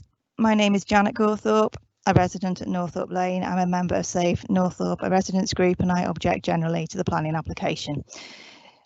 I solely refer to the issue of whether the grass area has been properly dedicated as highway land. 3, the council have not demonstrated that the grass area is highway land, which is a prerequisite for the granting condition expressed on page 58 of the report. Number 26, the proposed development will not commence until the lay-by, which is adjacent to Northope Hall, is completed. That lay-by is to be constructed prior to the planned construction commencing. The lay-by cannot be constructed legally since there is no legal basis for the dedication of a grass area as highway land. 4, the residents / landowner have every intention of disputing the alleged highway status of the grass area in the courts, and Save Northope have received legal advice from a specialist barrister on the point. We say that the grass area is land owned by Northope Child and Family Trust. The evidence that has purportedly been cited in correspondence from the council either supports our case rather than the council's, or is at best inconclusive. 5, there is no sufficient evidence to be inferred from the wall position that the grass area is part of the extent of the highway. 6, ordnance survey maps are inconclusive and, if anything, support the case for the trust's ownership. 7, the trust's ownership of the grass area is supported by land registry records, which take priority over ordnance survey records on property / boundary issues. 8, most crucially of all, the grass area is not recorded as highway on the council's own statutory definitive highways map. The council will have simply no answer to that in any court case.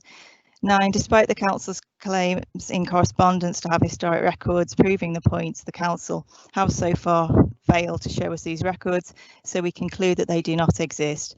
10, requests for the council for the definitive map entry have usually been answered by being given with copies of a map stated to be from the S36 street list, when the court cases clearly say that the street list does not count as good evidence of highway status anyway.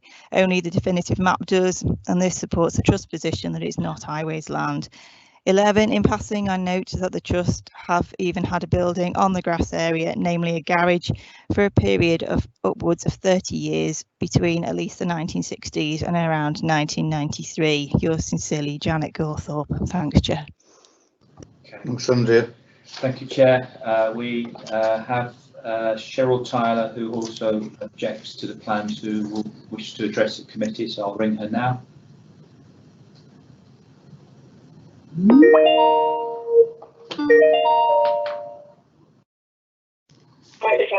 Hello. Hi, is that Cheryl? It is, yes. Hi, it's Richard Dunn from Kirklees Council. Okay. Do I need to mute? Yes, I've done it now. Yes, please, yeah. And okay. When we're ready, the chair will tell you when you can start speaking. Okay. Oh, yeah, you've got 3 minutes starting from now. Good afternoon, I'm Cheryl Tyler and I'm chairman of Save Murfield, a local constituted community group, and I represent 841 members.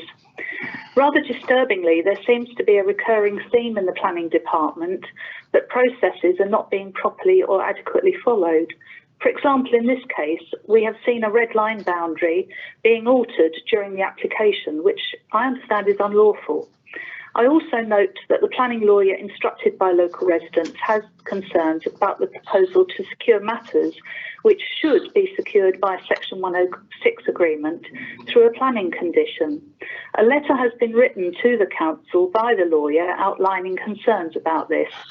This Section 106 agreement is meant to make the application acceptable in terms of highway safety, and therefore, in our view, it is highly inappropriate to use planning conditions to secure a future Section 106 after planning permission has been granted. Has this now been amended today? We know that the site was allocated in the local plan and that outline planning permission is being sought. Nevertheless, we feel that a development on the scale suggested would have a serious impact on local residents and potentially a severe impact on Northope Lane and an unacceptable impact on highway safety. Northope Lane is a country lane along which are houses, many without driveways, where vehicles have to be parked on the road. It leads north into Gill Lane, where there are a few houses and a farm, and therefore provides access for large farm vehicles. There are private stables nearby and a livery stable, so the road is used by horse riders as well as horsebox transport. One of our biggest concerns is that 16th century Northorpe Hall is used by a charity, and its clients are very vulnerable children and young adults with their families. The charity provides, quote, counselling, mentors and confidence building activities. We are very worried indeed about the safety of these vulnerable people, and they are being exposed to increased movement to and from the proposed site, not just during construction, but subsequently. Many are already fearful when crossing the road. There are a number of elderly residents who live on the lane, and we have concerns about them too, and visiting carers already find parking difficult on occasions. Northorpe Hall is also usually in use for much of the year as a wedding venue, as well as for other activities such as concerts and meetings. You start wrapping up, please. As it stands at the pardon? Could you just wrap up, please? As it stands at the moment, all of these activities put some stress on the lane, and conditions can be challenging at times. Additional traffic will tip the balance. We ask you to please refuse the application. Right. Thank you. Thank you. Thank you, Cheryl. Thank you. Okay, Chair, we now have a Lucy Ashen who also objects, so I will now call Lucy.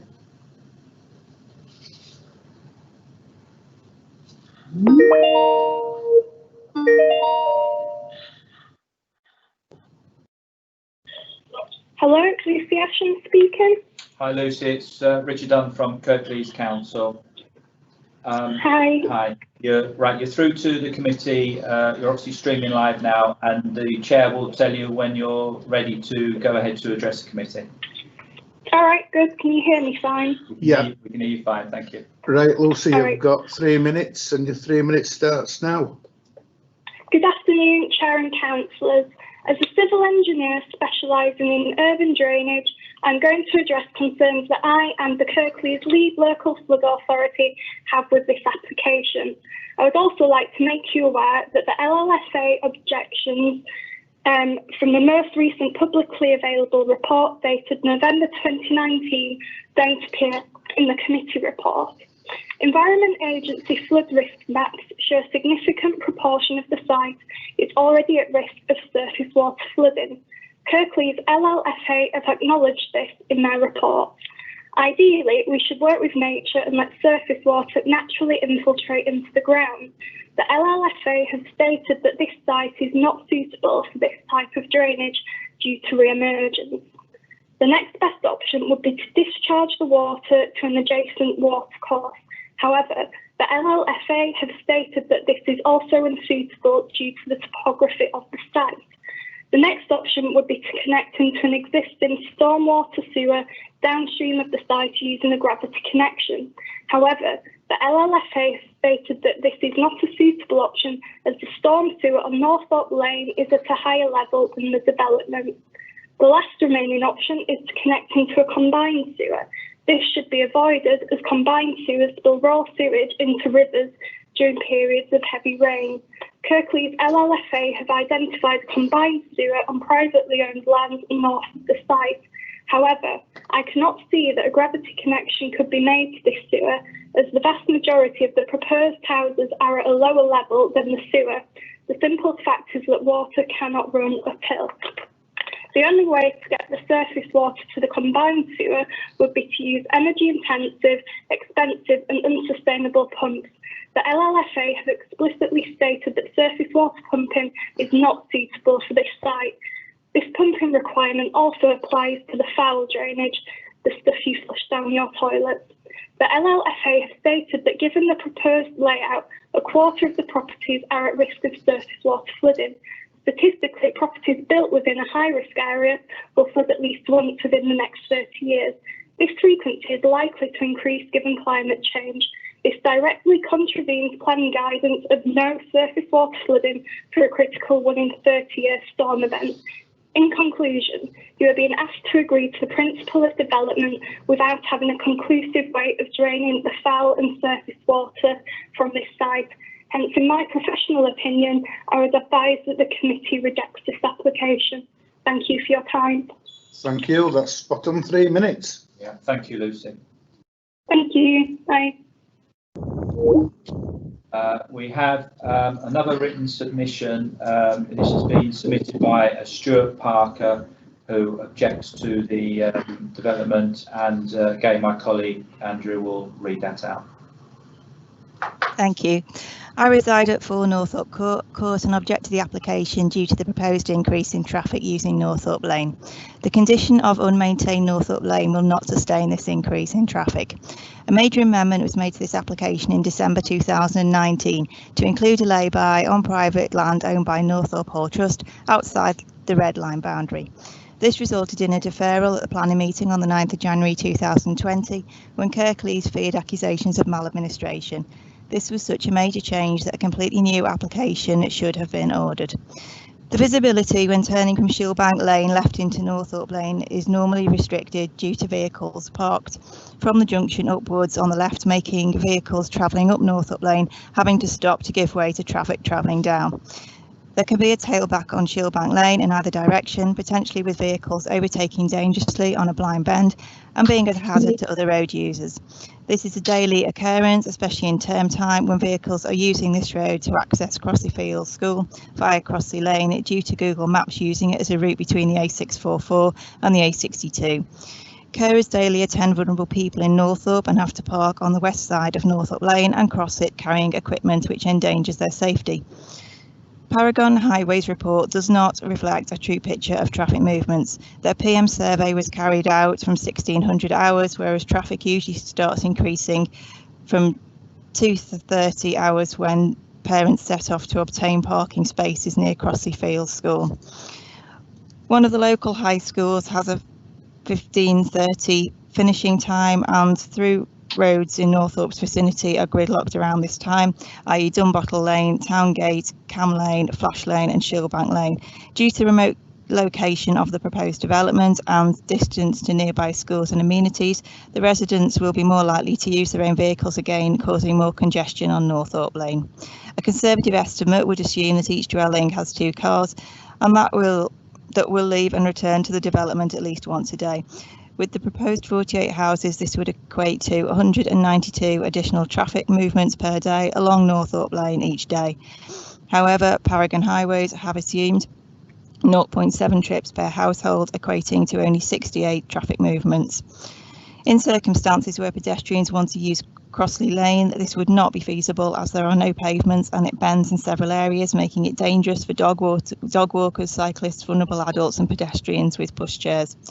Stables at Croft House Farm and others nearby use Northorpe Lane several times each day for exercise and riding lessons, resulting in a large number of horse movements during the day, evenings and weekends, frequently with young riders and walking companions. There have been a number of near misses involving horse riders, cyclists and farm traffic in the vicinity of the proposed site access. Thank you, Chair. Thank you, Andrea. Chair, we have Jackie Asher, who also objects to the plans. Jackie now.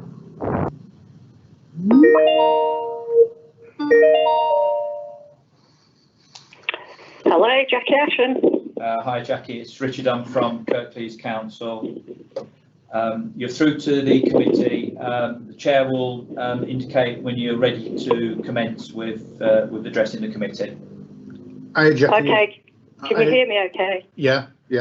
Okay, thank you. Jackie, you've got 3 minutes starting from now. Good afternoon, Chair and Councillors. I've been a resident at 3 Northorpe Court for 22 years.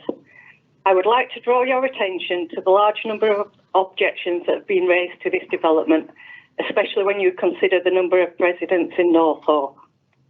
Initially, 80 letters of objection were raised, including a members list of 813 from Save Murfield. After a change to the application, a further 73 objections were made. The sheer volume of people who have taken time out of their busy lives to write to the council should ring alarm bells with you. The committee report you have been presented with does not show a true and fair representation of objectors' comments. Section 7 claims to summarise the concerns raised, but in reality is an overwhelming, long and disorganised list of excerpts from the objections, many of which have been taken completely out of context and have lost their original meaning. Let me give you an example. The report says it is safe to drive through flooding, risk of vehicle damage, for example.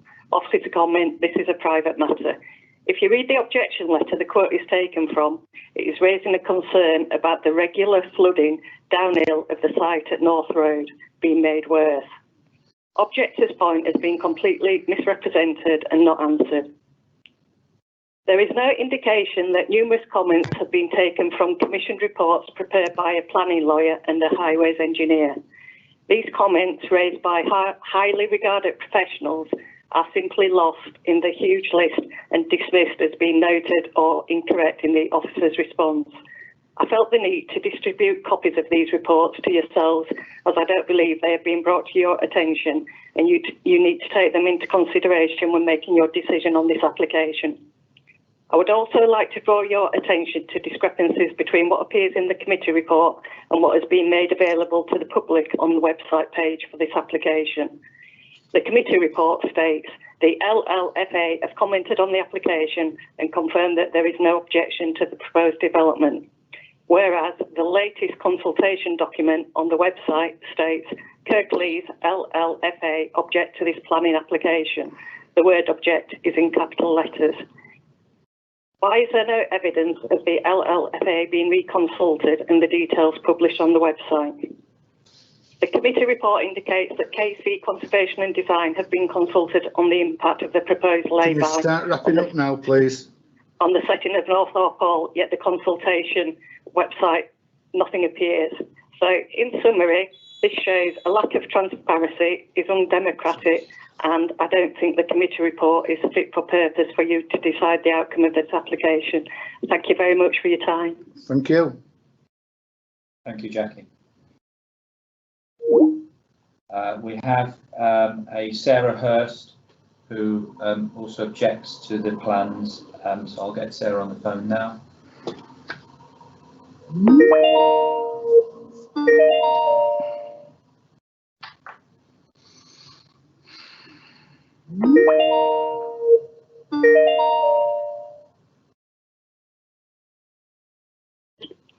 Hello?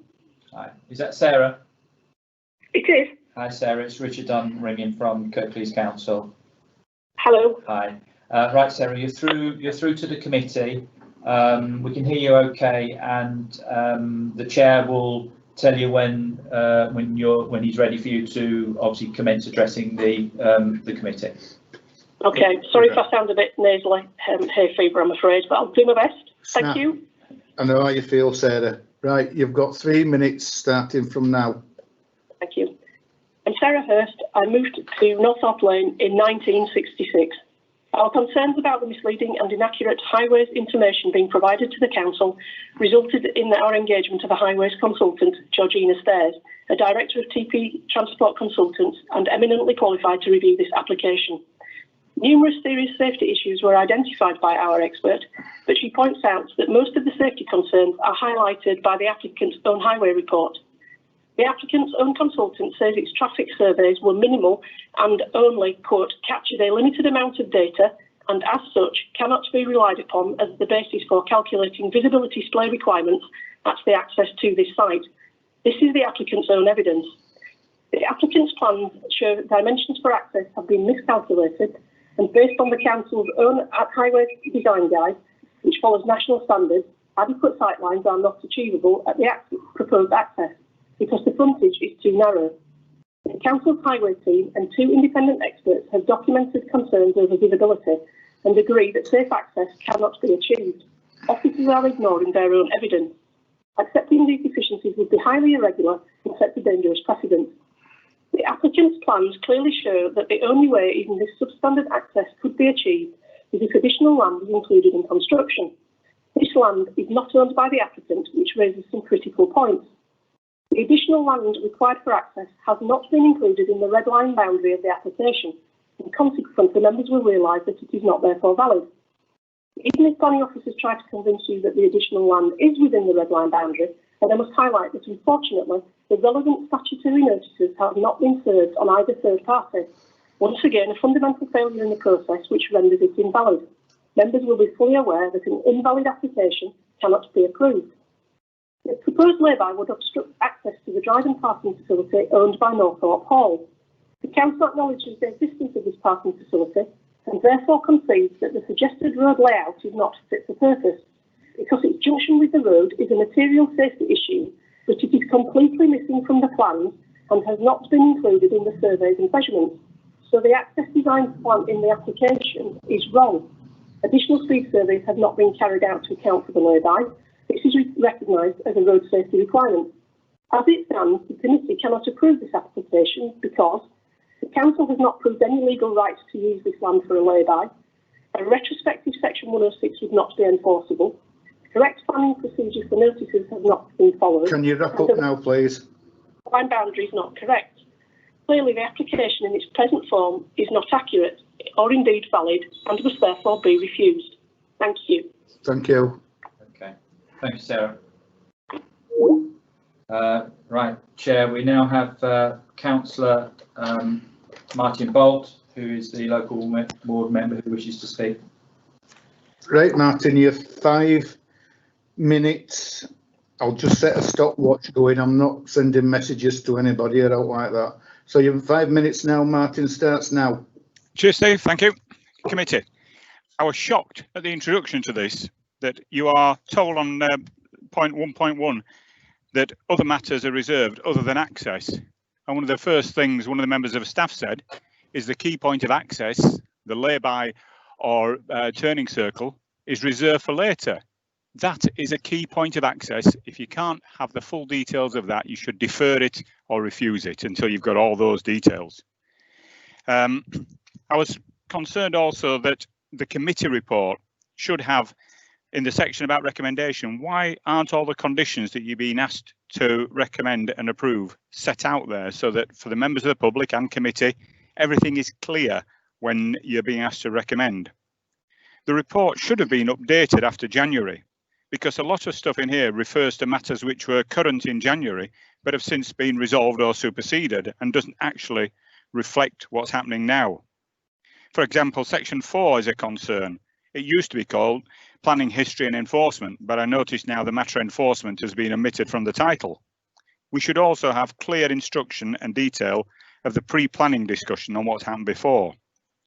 This matter was deferred as the use of the grass verge belonging to Northorpe Hall was not correctly included in the plans, and neither had notice been served on the owner before the last meeting. We need to ensure that that is current now. It is ironic, if not insulting, that the relevance of LP20 and LP23 are mentioned in the report, but officers have stated that no contributions to support these are being asked. Why can't contributions be taken for off-site provision in the same way that you are being asked to do that for public open space? Let's see some movement towards achieving council objectives. Committee are being asked to agree with many matters subject to conditions, but if you look through the report, these are not specified. It's all mañana, we'll do it later. As decision makers, it is your responsibility to ensure you are comfortable with what you're signing off. If you don't know what they are, how can you be comfortable? Other reports that we've seen have placed a 3-month time limit on developers to finalise and agree conditions, and I agree these should be imposed and enforced. So for agreeing the decisions and conditions, let's see that in this report. The report also says that the developer may be foregoing on-site play provision, but fails to show where an alternative is. You cannot judge, therefore, if this is safe and sustainable to send young people to. How can you agree with that? Paragraph 10.45, there is a brief mention of a financial contribution to Metro cards. They do not exist anymore and have not done for some time. But for clarity, I would urge the committee to amend any recommendation that the provision of an M card includes both rail and bus travel, not as before, just bus travel. If we're seeking to provide public transport, they need to have access to all modes. Para 10.4 refers to parking in the lay-by. If highways are going to give land to provide HGV turning, it needs to be proven. The diagram that we see before us on the screen does not show the swept pattern analysis. And colleagues have referred on other applications to how are people going to get in there with their pantechnicons, their removal vehicles and other things. I think you'd have a job on getting a large vehicle other than the bin lorries around there. You know, your pantechnicons for removals, HGV, class ones. If somebody had a big delivery, would that get round there? It's not the purpose of Kirklees highways to provide off-site parking. And in any case, you can't reserve that. That swept path will not be there. And before you pass any more developments with insufficient parking, I would ask members to take a tour of sites which you've approved and see how the parking is working on there. There is one just down the road where all the footways are now taken up with vehicles parking. The report refers to the need of a TRO, which is not certain at this time. And so permission should be conditional on securing that regulation order before signing off a decision notice, not before moving to anything else, before agreeing the decision notice. Again, the hypocrisy of Kirklees staff in 10.57. We are told 30 seconds. You're providing more trees and yet they're allowing them here. Similar, the Grampian condition should be in place before your decision notice is signed off. Officers have dismissed the question about asset disposal. That is a cabinet function and this committee cannot dispose of assets. As Councillor Turner said, you should seek to get best value. And I refer you to the test case of Stokes versus Cambridge for setting out ransom strips. Thanks, Steve. All right, thanks, Martin. Thank you, Chair. We have one final speaker, which is Hamish Gledhill, who is the agent.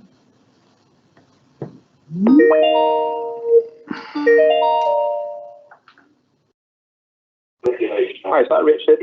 Hi, Hamish. Yes, it is. Not before moving to can you just before agreeing the decision. Mute the background, please, before you speak. Yeah, will do. Yeah. Thank you. Okay. Okay. Just bear with me one second. And yet they're allowing them here. Similar, the Grampian condition should be in place before you. Right, so is that muted now in terms of the online? Yeah, okay. Yeah, it's off now, yeah. Thank you. Right, so you're through to the committee, we can hear you okay, and the chair will tell you when you're ready to start to address the committee. Hamish, you've got 3 minutes starting now.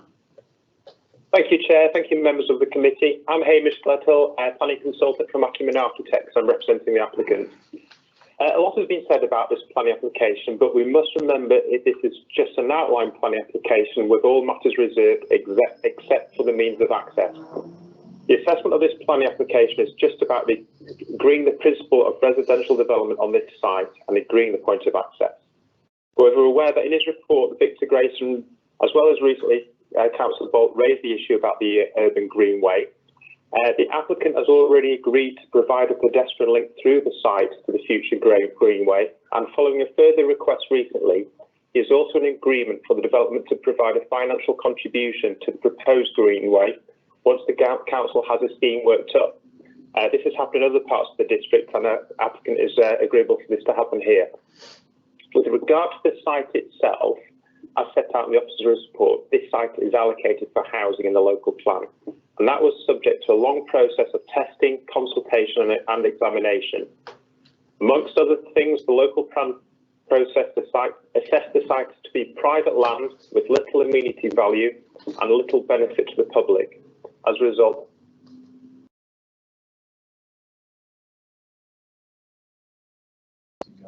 Hamish? developing this site has been established. The indicative layout submitted with the application shows a capacity of 48 houses on the site. We expect that when a detailed drainage scheme is worked up and the many comments raised during this application process are taken into account, the final layout will look somewhat different to that being presented today. I note the comments made earlier about drainage, but the layout of the site has not been agreed, and as with most developments, drainage can only be agreed when a detailed layout is finalised, which will be at the reserved matters stage. Access into the site is the only other matter being determined today.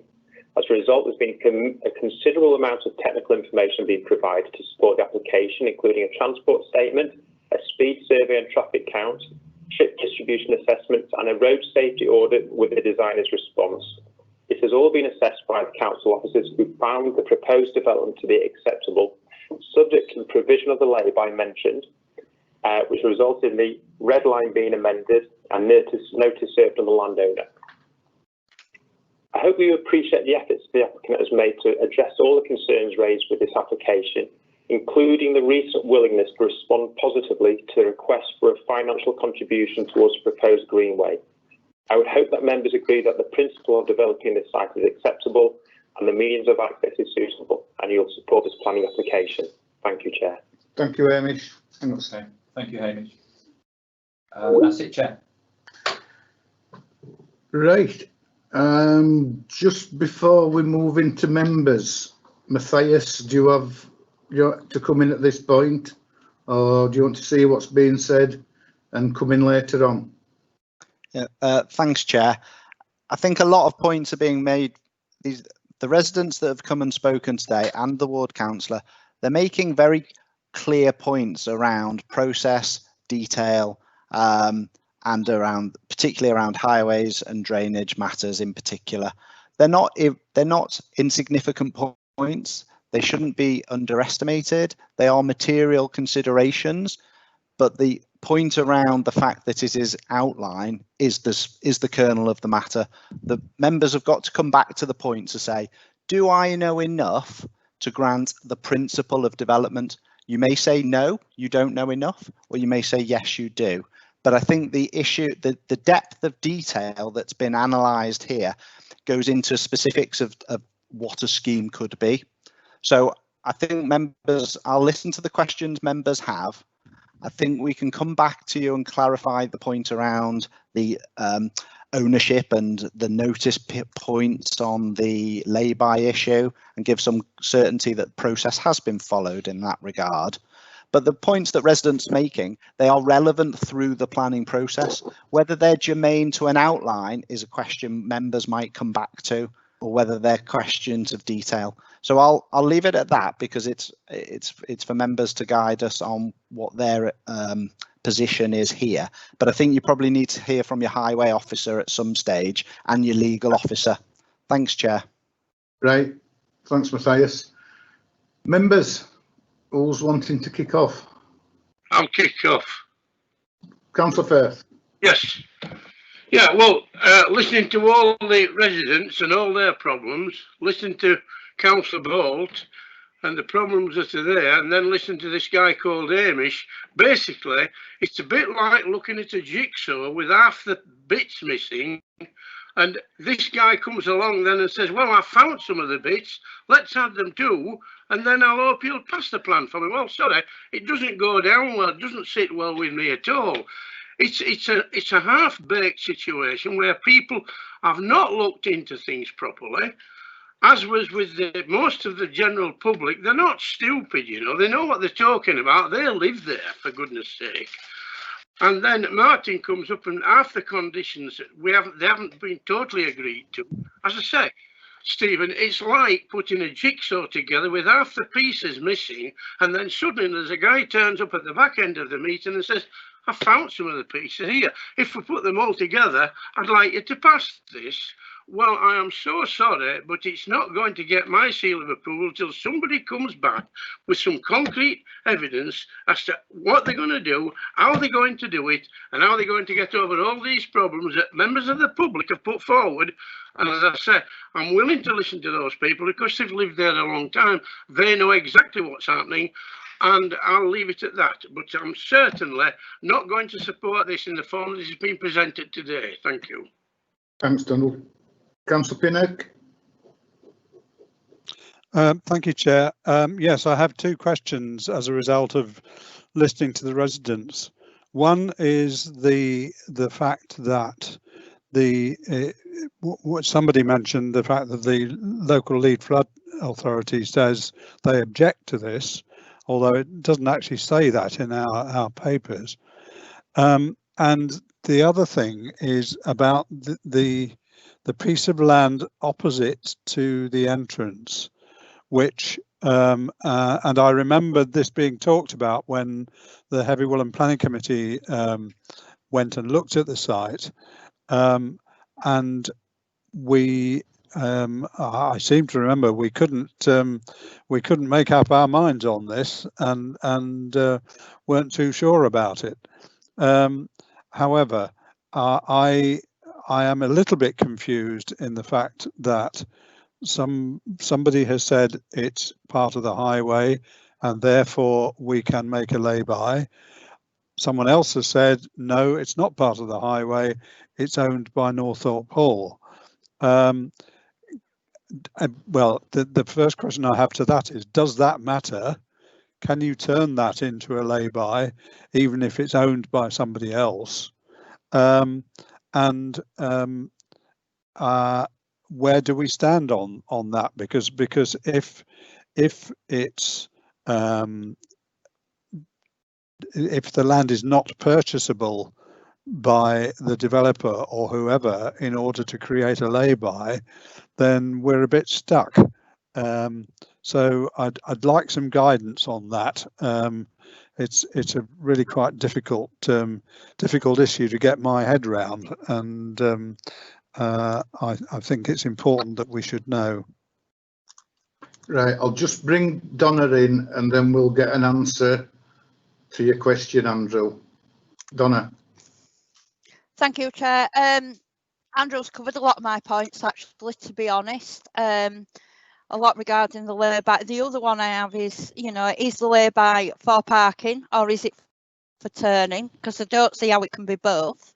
And yeah, on the flood thing, is Paul Farndale available to maybe answer that? Because I believe that it was online earlier. And I completely agree with Councillor Firth. We've got half a picture again. It seems like we've got half of the evidence and half of the report. So to be honest, I'd be thinking deferral again until we have all the evidence. Thank you. Thanks, Donna. Have we got an answer to Andrew's question about is it a lay-by or is it not a lay-by? Chair, would you like me to come in on this? Yeah, please, Deborah. Yeah. Thank you, Deborah Wilkes, legal officer. The question of the lay-by or grass verge or highway verge, that point has been set out in the report at page 58 and 61. There's also been reference made in the update. The point is that the council considers that it is part of the highway, whether it's a verge or a lay-by, it's still part of a highway, and therefore we are able to do that. However, in any event, because this issue of ownership has been brought up, we will be imposing a Grampian condition, and that means that no development can commence until that has been sorted out. In terms of this planning application, that can be dealt with in that way. We needn't delay determination because of this land ownership issue. The second point is that in terms of this application, the correct certificates have been served, again relating to ownership. So from a planning perspective, we can proceed in that way. The correct certificates have been served, a Grampian can be imposed or will be imposed, and therefore we can deal with it that way. Whilst I'm speaking, can I also say that the issue of section 106 has been resolved, and there has been a revised recommendation, so there will be no issue over whether a section 106 will be retrospective. It will be done at the start. The grant of the permission will be conditional upon the section 106 being completed. Sorry, Chair. Can I just clarify? Yeah. Is this? There's a point made by Councillor Bellamy. Is this a lay-by or is it an aid to turning into the site? I can't answer that question. That'll be highways, I'm afraid. Yeah. Chris, would you come in, please? Yeah, it's Chris Dowse here. Yeah, through you, Chair. Yeah, the lay-by. Well, what happens currently is vehicles park on street opposite what would be the access. that would hinder large service vehicles entering the site. The lay-by is proposed to accommodate that on-street parking and freeing up the carriageway space that would then enable vehicles to turn unhindered into the site. So it would be the lay-by would form part of the adopted highway, and it would be used to formalise on-street parking. Fine, thank you. That's fine. Is Paul there to address Councillor Bellamy's issue on flooding and water? I am. Good afternoon, Chair. Paul Farndale, Lead Local Flood Authority. Yes, it's our colleagues' responses are there for people to see and the public. It's always difficult with an outline application with all matters reserved because I haven't got a layout to play with. So all we could do is list what we see as possible constraints for the site. As some of the speakers have picked up, there are some surface water flood risk maps that suggest that if we had events like we had in February, where we had 3 named storms and all the fields in the district were wet, that we could have ponding at the former railway embankment. And if that indicative layout was the one proposed, we would serve an outright objection in our recommendations to the planning authority. But of course it is only indicative, so we can only raise that point. With regards to how you drain the site, you can always drain a site, well 99.99% of sites, but the methodology, of course, is up for debate, and that might be too expensive for the developer. So we would like at least for people to have a look at where the possible outfalls will be. But in fairness to the local planning authority, when we raise these issues, if it is an outline application, then obviously they've got a decision to make based on whether, as Matthias explained in his forward, whether it'd be suitable to deal with these at reserved matters and under condition. Thanks, Paul. Matthias, you want to come in? Thanks, Chair. I think you've heard from the engineers, the drainage engineer and the highway engineer. You've heard from the legal officer as well. You have to come back to what is being asked for. You're being asked for the principle of the development and the point of access. Do you know enough to grant that? Now, we've had some very eloquent and detailed objections from local residents, and they are very valid and very justified. The issue, though, is can they be suitably mitigated through the use of planning conditions?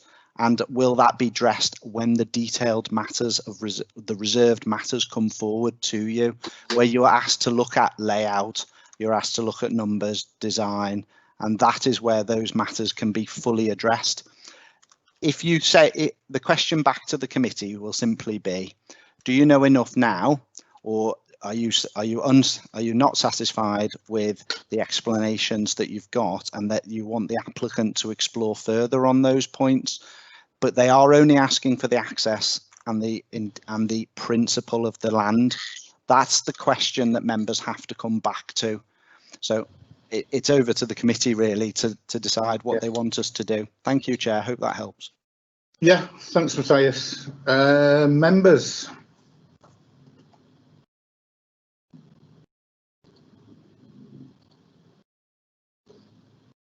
Will.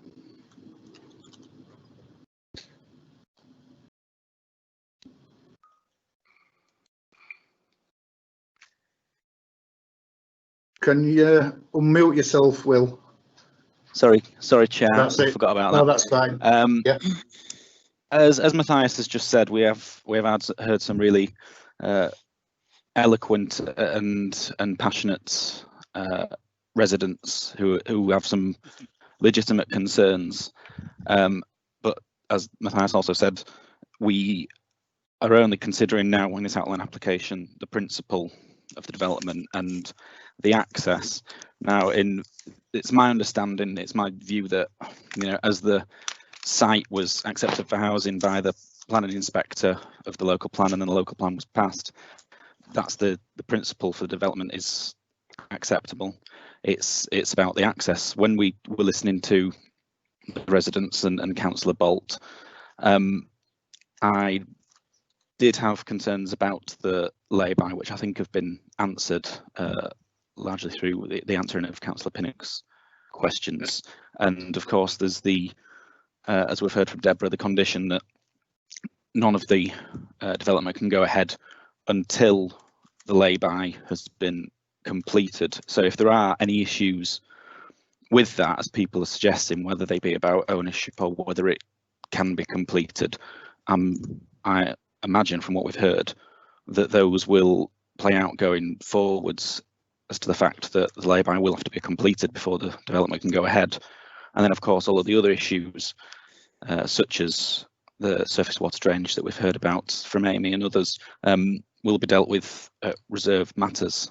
So with regard to the principal development and access, I feel that I have heard enough to be able to accept it at this moment in time, but there is, of course, as is clear from the conversations that have been had, a lot more to be done on the reserved matters. Thanks, Will. Councillor Pattison. Thanks, Chair. To be honest, I don't think I can now add anything to what Will has just already said. It is in the local plan for housing. There will be a Grampian agreement or whatever the terminology is placed upon it, so the lay-by can't happen. So I don't think that we can do anything other than, I'm afraid, accept the officer's recommendations for this outline planning application. Thank you. Thanks, Carol. Donna. Thank you, Chair. I honestly don't think I do know enough, so I won't be supporting this. I'd more happily go for deferral. Regarding the Grampian and saying that the lay-by has to be done first, well, to me, then that lay-by should be done first before we even make any decisions on this application, because we're not going to know how it works, and I don't think we've got all the stuff. So, I mean, I'll move deferral on this if possible. Thank you. Yeah.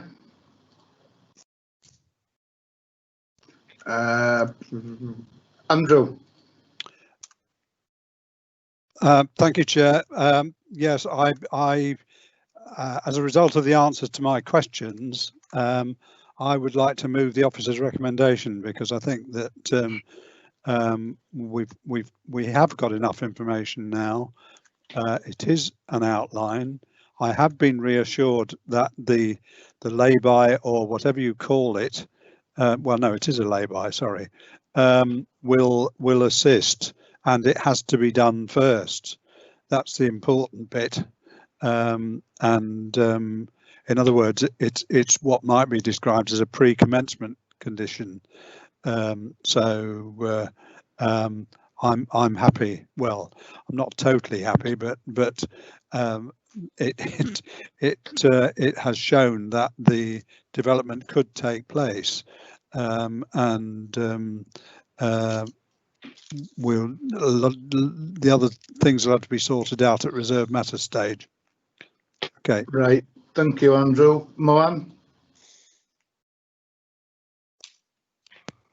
Thank you, Chair. Chair, I've listened to everyone. I listened to the resident. I listened to the ward councillor. Yeah, Martin Bolt. Yeah, and what I'm saying, because we heard from the legal officer, Deborah, we can put a Grampian condition, whatever that.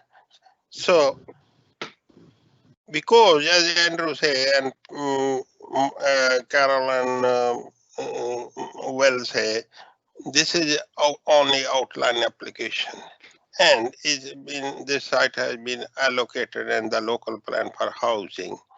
I think I support the officer recommendation to be approved this access only in principle, and we come back before we don't come back before we sort out this condition with the Grampian condition on that what they call grass area lay-by. Yeah, thank you. Thanks, Ron. Deborah? Can I just clarify? Sorry, yes, Deborah Wilkes speaking. Can I just clarify what I mean by a Grampian condition? As Councillor Pinnock said, it's rightly called a pre-commencement condition. So the condition appears on the decision notice, and it says effectively that until the arrangements are in place for access over that piece of land, be it ground, you know, however it's assessed, either ownership or actually physically changed to form a hard surface rather than a grass surface, the development can't take place until that is secured. Right, thanks Deborah for that.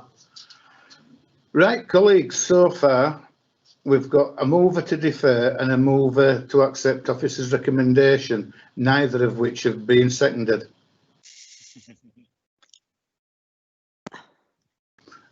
Carol?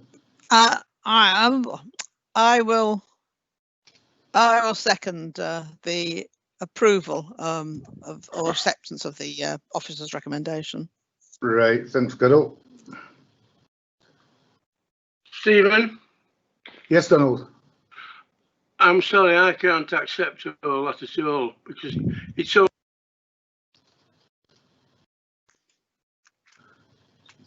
You've muted yourself, Donald.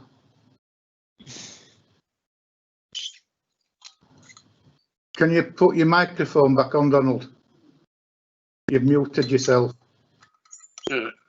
That's it. I can hear you now. Right, okay. No, I just say we've only had half of the sketchy plan. There's another half somewhere kicking about. It hasn't been decided on yet. As far as I'm concerned, even a deferment's too much. I'm going to refuse it. Whatever you people want to do, you can do what you like. I do not agree with it. When I don't agree with something, I'll stick by it. I'm not making excuses for what the officers done or haven't done. They haven't done a proper job. There's not a proper job being done on this. You've heard the general public. You've heard the local ward councillor. You've heard everybody. And they try now, as I say, it's like presenting somebody with a jigsaw with half pieces missing, and I wouldn't accept that. So I won't accept it. So I'm going to refuse it. Whatever you people are going to do. Right. So, colleagues, we've got Deborah. I think I'm just going to say exactly what you're going to say, Chair. We've got a mover and a seconder on the table, so we should move to a vote on that. That's right, Deborah. Right, it's been moved by Councillor Pinnock, seconded by Councillor Pattison. Richard, if you can. I will. Thank you very much, Chair. Right, so just confirm this will be a vote to approve the officer recommendation as outlined in the update, which obviously is the amendment to the one that was in the actual report. So if I could start please with Councillor Bellamy. Against. Councillor Firth. Against. Councillor Pattison. For. Councillor Pinnock. For. Councillor Simpson. For. Councillor Sokol. For. Councillor Hall. I'm for it as well. Okay, thank you, Chair. So to confirm, that's 1, 2, 3, 4, 5 members have voted for officer recommendation, 2 against. So officer recommendation is approved, Chair. Right, thank you, members. It's now knocking 3:20. We did mention having a break. Are you ready to have a 10-minute break now, or do you want to carry on? Have a break. 10-minute break. Have a break. Yeah. Right.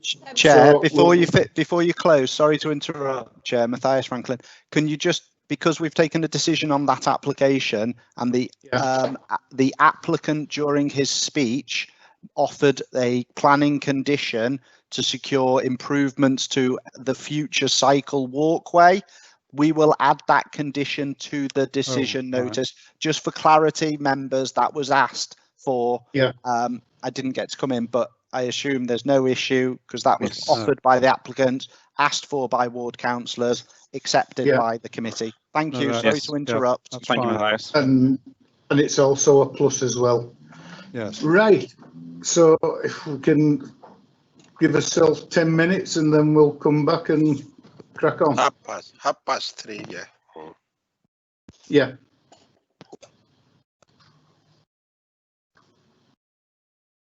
Right, so that we're okay now, yeah? Cool.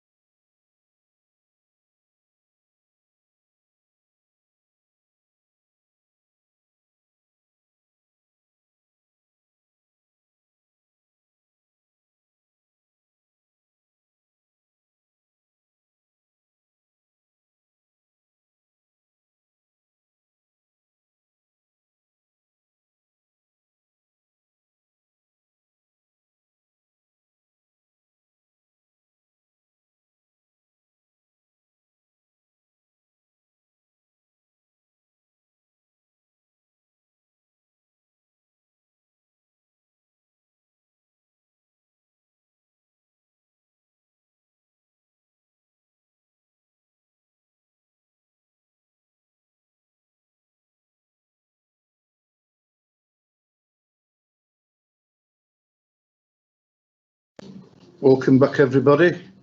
We're on now page 67. This is Abbey Road North at Shepley, and I believe we've got Victor. Yes, thank you, Chair. Victor Grayson again. I'm I'm also the case officer for this application, and I will share my slides. The members can see the title slide there. This is an application for full planning permission for the erection of 31 dwellings at land southeast of Abbey Road North, Shepley. The site forms part of a wider site allocation for residential development in the local plan. Adjacent land to the southeast is also allocated for residential development.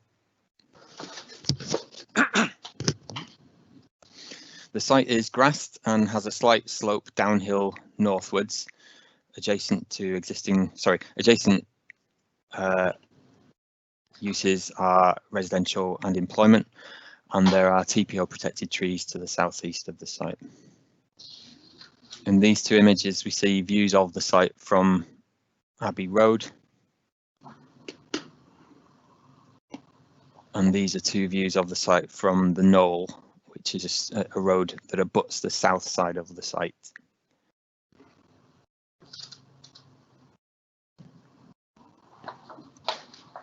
In terms of the proposed layout, a single vehicular access point is proposed off Abbey Road North. Additionally, footpaths for pedestrians are proposed at either end of the estate road, connecting with Abbey Road North and the Knoll.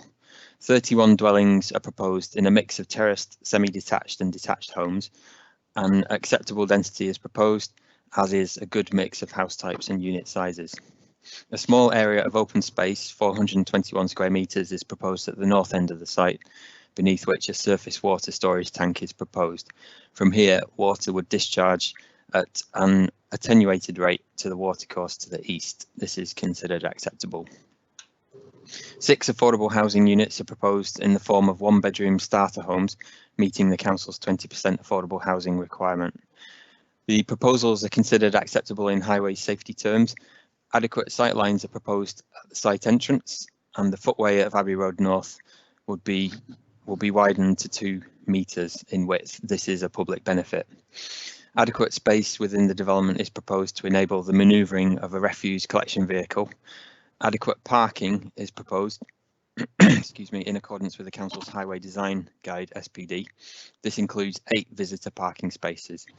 The pedestrian through route away from the traffic of Abbey Road is welcomed.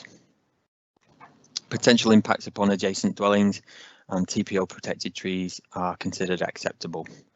And I just have 2 slides of some of the elevations of the houses that are proposed.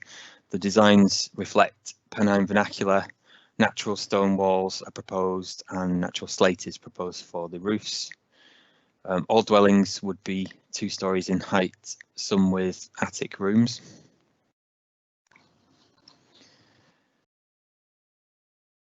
Now, the application, as I mentioned, is part of a wider site allocation. The applicant has negotiated or is negotiating with adjacent landowners and expects to submit an application for most of the rest of the allocated site later this year. In the meantime, the applicant would like a decision on the current application, and to address the council's master planning policy LP5, the applicant has submitted this indicative master plan that shows how the current proposal, which is obviously the area on this layout to the centre, a little to the left of the plan, shows how the current proposal will be internally connected to the adjacent development, with a new vehicular access point punched through at the north end of the current application site, ultimately meaning that a single vehicular entrance on Abbey Road North would serve the wider site. Approval of full planning permission is recommended, subject to conditions in the Section 106 agreement that includes obligations relevant to master planning and which ensure the cumulative impacts of the wider development are properly mitigated. The applicant has agreed to the recommended Section 106 heads of terms. Thank you, Chair. Thanks, Victor. We have no registered speakers, Chair. The only thing we have had is a notification from Stuart Brown, who is the applicant, who says he is available for questions if necessary. Yeah, right. Right, members, it's over to you.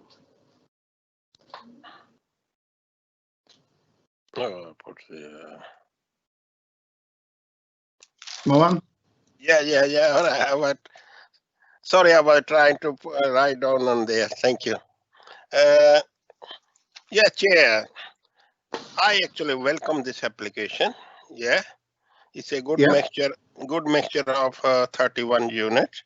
Yeah, 12, 13 detached and 6 of them. Yeah, I think it's the good mixture of unit will fulfill the demand of the local people. Yeah. Yeah. Very good section 106 contribution. It's on page 68. And with regard to objection, I don't think these are actually objection from the resident for represent. They are actually the comments or suggestion made to the committee or to the officer. Again, if we look on the local councillor, yeah, they are not actually objecting, yeah, but they are suggesting or they made some comments on this one, which I feel the officer can accommodate any comments on this application. So I welcome this application. I think it's a straightforward application. I move to approve the officer recommendation. Thank you. Thanks, Mohan. Andrew. Thank you, Chair. Yes, I'm quite happy to second this. I did go and look at the site yesterday, and you know, I don't see any problems. What I find particularly interesting is the way that the current development has been integrated into a possible plan for the whole site. But I do have one question about the affordable housing, and it says, well, actually what it says in the report is all affordable housing would need to be provided in perpetuity. Now, whilst I think that is a really good idea, because it may well be the only way of ensuring that affordable housing stays affordable, I'd just like the officer's comment on that, as to whether it will be provided in perpetuity rather than should. Thank you, Chair. Thanks, Andrew. Stephen. Will? Yeah, I'll come back to you, Donald, after Will. Thank you very much, Chair. Yeah, I agree with what's been said already. Having read through the ward councillors' comments, I do understand their frustration and to an extent cynicism that the entirety of the site hasn't come forward as one application with regard to master planning. That is a frustration for all of us, I think.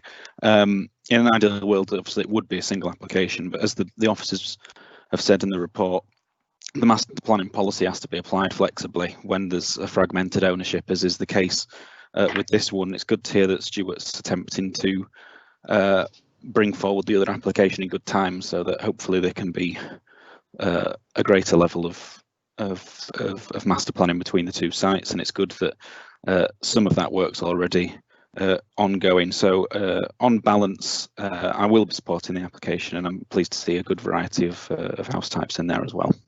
Thank you, Chair. Thanks, Will. Councillor Firth. Right, that's Stephen. Have we had any people objecting to this site? That's one thing I would like to ask. A fairly mundane question, but have we had any objections at all? Victor? Through you, Chair. Yes, there have been four representations in response to the council's consultation. Those are summarised at paragraph 7.3 of the committee report. I should point out that none of the representations objected in principle to residential development at this site. The concerns expressed in those four representations were more to do with detailed aspects of the scheme, layout, parking, details of the vehicular access and pedestrian through route, etc. But yes, there were those four representations received. Right, well, I'm going to ask two very mundane questions. Number one is about highways, traffic movements, 31 houses, 62, maybe even 90 odd cars. So traffic movements, I know Shepley very well. it's getting overbuilt now, and there's a lot of traffic movements up and down Abbey Road. It's quite busy actually. We've had to drop the speed limit down to 30 because they were taking advantage at 40. So there's that, and there's also infrastructure, sewers, surface water drainage systems. Shepley is a very old village. There'll be a lot of Victorian drains and sewers down there. Have these been looked into, the infrastructure? Because the last thing we seem to do when it comes to planning is the infrastructure. We fell into that trap at schools. We fall into the trap every time we don't look at the infrastructure. And once the houses are built, it's too late. So have we looked into the infrastructure, sewers, drainage, traffic movement? Those three things, very important, very important. So can you please, highways officer, have we got one there? Have we got a highways officer on? Yeah, through you, Chair, it's Chris Downs here. Yeah. In terms of traffic generation, the application in front of us is estimated to generate 26 two-way traffic movements in the morning and evening peak periods. Now, assessment of the junction in basis on the flows on Abbey Road, that junction line will operate well within capacity.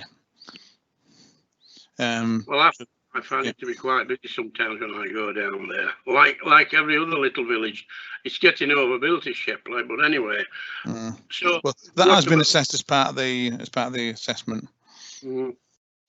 Yeah, well, that's we got the word of highways on that. When these houses get built, we'll soon find out, won't we? And also, there's the infrastructure. Who's going to answer questions on that? Sewers, drainage, etc. Have we got anybody, Steve, that's going to answer that on that question? Those two questions. Through you, Chair, Victor Grayson again. I can respond to those questions. Yes, infrastructure has been looked at. We do consult Yorkshire Water on all these major residential applications, and we expect them to raise concerns if there is a sewer capacity problem in the neighbourhood. There is a combined sewer that runs beneath Abbey Road North, to which this development would connect for its foul water disposal, and Yorkshire Water have raised no objection to that proposal. In terms of surface water, the applicants are proposing to drain their site first to the attenuation tank that I mentioned that's proposed beneath the area of open space at the north end of the site, from which water would then be carried at an attenuated rate to the watercourse to the east of the site. That is sensible, that's sensible. Yeah.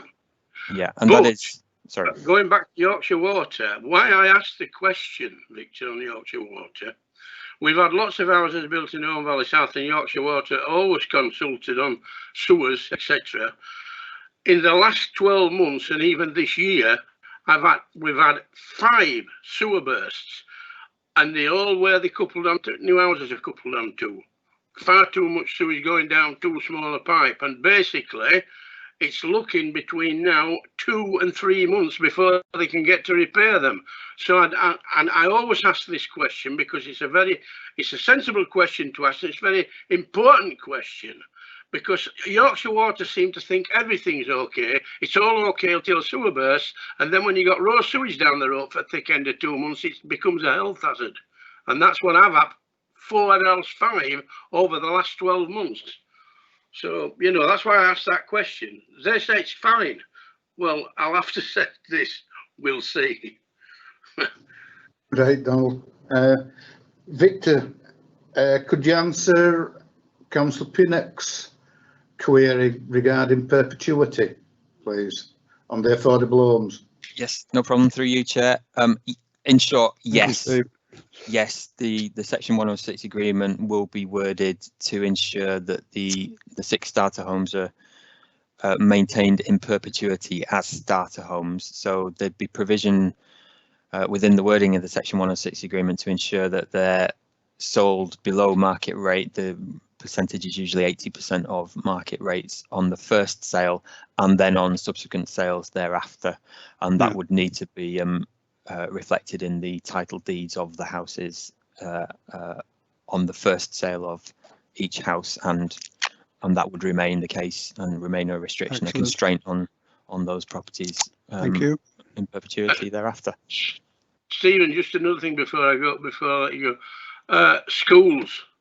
I know there's been a mention of Shepley School in here. They're going to put some money. What are they going to do? Put extra classrooms on? Because they're going to need extra classrooms. In my patch, we've got schools at full now. They're having to send kids 5 and 10 miles away to get educated. So, you know, doctor's surgery, is there enough to cover it in Shepley? You know, have we looked into all that? Do you want to try and answer that, Victor or Matthias? I don't think you can, but I well, through you, Chair, just on the education side of things, the Section 106 agreement would secure a £31,027 contribution. That's based on local capacity or lack of capacity and need. What specifically that looks like on the ground depends on advice. We'll seek advice from the education colleagues in education on how that will be spent. But yeah, the intention is to spend it locally to address local need. Just on the provision of healthcare and doctors' surgeries, there is a paragraph, I believe towards the end of the report. I'm sorry, I can't find it right now. Oh, sorry, paragraph 10.80, which does note that there's no policy or supplementary planning guidance requiring this development to contribute specifically to local health services. But GP provision is based on the number of patients registered at a particular practice, and funding is also weighted based on the levels of deprivation and ageing population. Direct funding is provided by the NHS for GP practices and health centres based on an increase in registrations. So if this development brings 31 households to Shepley, and those households all register with local GP practices, the NHS will be expected to increase their funding to those practices and health centres accordingly. Thanks, Victor. Matthias? That's the norm, isn't it? We know that. That's the norm. I'm asking about the size of the health centre and will they be able to cope? We don't know. No. Has anybody bothered out? Matthias? Well, no, Victor's summarised the points on it. I mean, ultimately, health provision is a separate matter. It's a material planning consideration which we take into account, but the way Victor's explained it is how it's dealt with, and then it's for the health authority as an actual authority to ensure that appropriate facilities are there. And then after that, it's a market question, because these doctors and dentists and other health practices, they're commercial outlets, so they will come if there's a financial opportunity as well. So it's not really a matter past the point of what Victor said for the local planning authority. Right, colleagues, we've got a mover and a seconder. So it's been moved by Councillor Sokol, seconded by Councillor Pinnock. I'll hand over to Richard and we'll go to the vote. Okay, thank you, Chair. So this is a motion to approve officer recommendation as outlined in the report. So I'll start with Councillor Bellamy. Thank you, Chair. I'm not over sure with this one, to be honest, so I'd rather abstain. Okay. Councillor Firth. Against. Councillor Patterson. No, she's not here. Carol, you're on mute. I think she declared an interest in this one. She declared an interest. I declared an interest, yeah. Yes, you're right. I do apologise, Right. Councillor Patterson. You made it clear at the beginning. I do apologise. Councillor Pinnock. For. Councillor Simpson. For. Councillor Sokol. For. Councillor Hall. For. Thank you. So that's 1, 2, 3, 4 members have voted for approval, 1 against and 1 abstention. So officer recommendation is approved, Chair. Thank you. Next, page 93, and this is at East Bailey. Victor. Thank Thank you, Chair. Victor Grayson again, and again, I'm the case officer for this application too. This application is for full planning permission for the erection of 46 dwellings at land south of Sowerby Crossway, East Byerley. The land is located to the southeast of East Byerley, between an existing recreation ground and the Greenbelt. To the northeast of the site is Sowerby Crossway. To the west is a track providing access from Hunsworth Lane to the East Byerley playing fields. Properties to the north and west are within the East Byerley Conservation Area. As this aerial photo shows, the site is grassed and slopes downhill from north to south. This is a photo montage showing a view from Sowerby Crossway, looking south over the recreation ground adjacent to the site, and the application site is the rougher grassed area beyond the trees towards the centre left of the picture.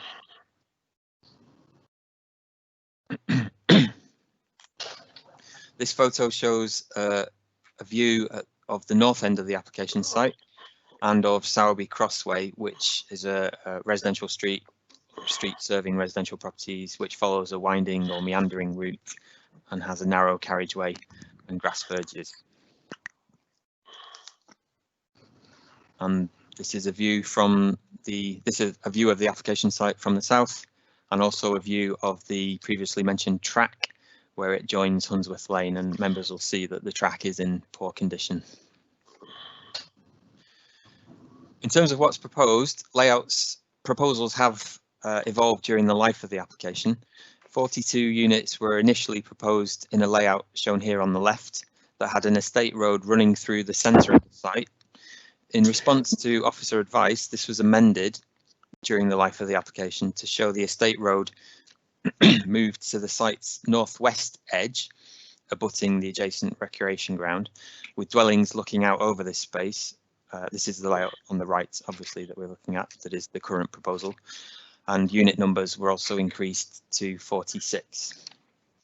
This is a much improved layout that responds well to the site's context. Excuse me, that introduces welcomed natural surveillance to the recreation ground, and that provides glimpses of the open countryside to the southeast, and also that minimises rear and side garden fences along the site boundaries, which is welcomed. Provision is also made for a future pedestrian connection to the track, should that prove possible. Vehicular access is proposed from Sowerby Crossway to the north. On this aspect of the proposals has attracted significant objection and comment from local residents, ward members, the East Byerley Village Preservation Society and the East Byerley Community Sports Association. As has correctly been pointed out in representations, earlier iterations of proposals for this site during local plan preparation and at pre-application stage showed vehicular access provided via the track to the west. This would have been preferable, as it would have necessitated the upgrade of part of the track which is used to access the sports facilities to the south, where activities of public benefit are held, and members may know that the council has invested in those facilities in recent years.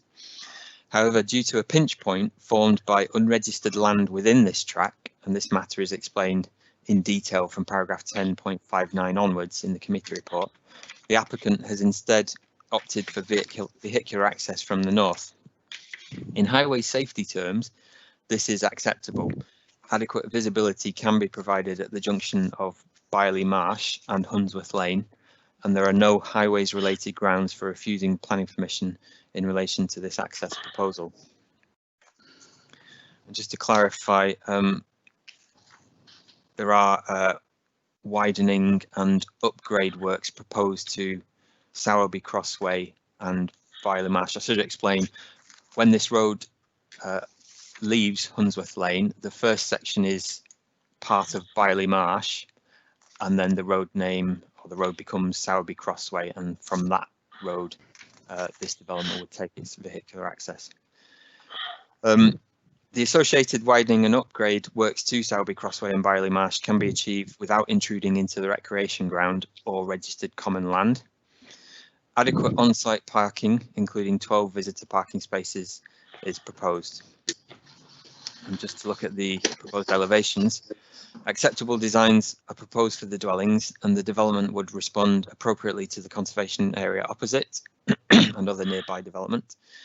9 affordable housing units are proposed in acceptable locations, meeting the 20% policy requirement, and an appropriate mix of tenures is proposed.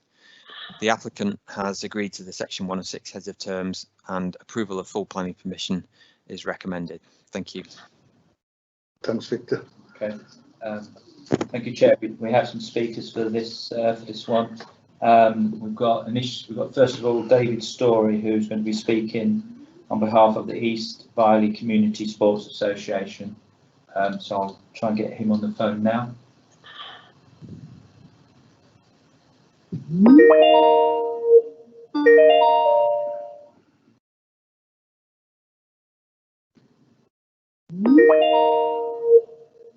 David Story. David, hi, it's Richard Dunn from Kirklees Council. Hi, Richard. Hi. If you're watching it online, do you mind just muting the... Yeah. Yeah, thank you. Give me 2 seconds. Yeah, thank you.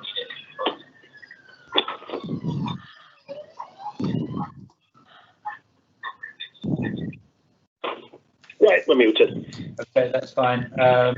The chair will, everyone can hear you fine, so the chair will just tell you when you're ready to go to this committee.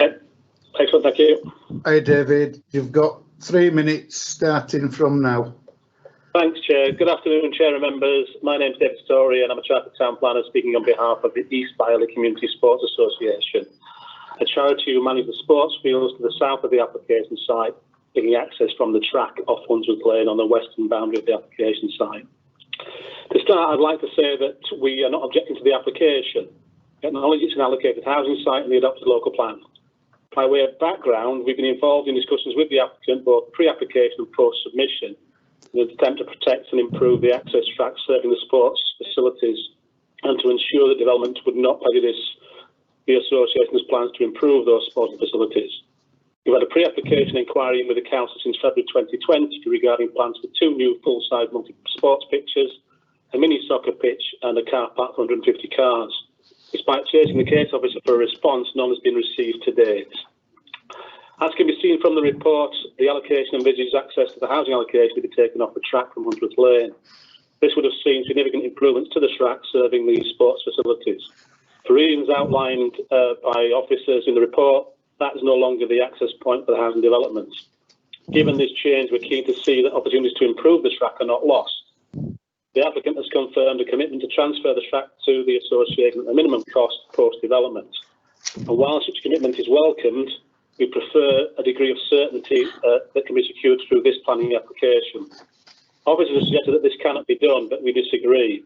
The application location plan that was presented to you includes the track from Wandsworth Lane running to the southern boundary of the application site outlined with blue, in the ownership of the applicant. And as such, that could be conditioned, or it could be covered in the Section 106 agreement if required. And we also note that item 7 of the heads of terms of the Section 106 agreement to be secured provides for unhindered pedestrian and cycle access and development to the track to the southwest. And we see no reason why this shouldn't include an obligation to improve the track that's already been given by the applicants. If not improved, it has implications for access to the sporting facilities and vehicles potentially parking on Wandsworth Lane instead. In terms of the Section 106 open space contributions, we would hope that some of these could be directed to the pitch improvements to the sporting facilities at the association's site. In closing, Chair, we support the proposed development, but it should not prejudice improvements planned to the existing sports facilities. We believe that this could be secured by tightening up the Section 106 requirements to include the upgrading of the track serving the Sports Association facilities as part of the application. We'd ask you to seriously consider this and not determine the application unless this can be secured. If it involves further discussions with parties involved, then we would obviously suggest that it should be deferred until that's done. Chair, thank you for your time and hope that's helpful. Right, thank you, David. Thank you, David. We also have a written submission from an Ian Watson, who is speaking on behalf of the Byerley Village Preservation Society, and Andrea will read that out. I'm making a submission as Honorary Secretary of East Byerley Village Preservation Society to Planning Committee. We've read the committee report and feel the views expressed are biased towards ensuring houses are built whatever the wishes of East Byerley Village are. There were clear wishes that the access to the site should be from the southwest via the lane to the sports club. This is what was in the Kirklees plan. You have known that there is a pinch point due to an area of land of uncertain ownership. Why has this not been sorted out? The exit to Hunsworth Lane has better sight lines than the one from Sowerby Cross. The traffic problems, which all our village are worried about, seem to have been taken lightly. The same goes for school places and doctors' surgeries.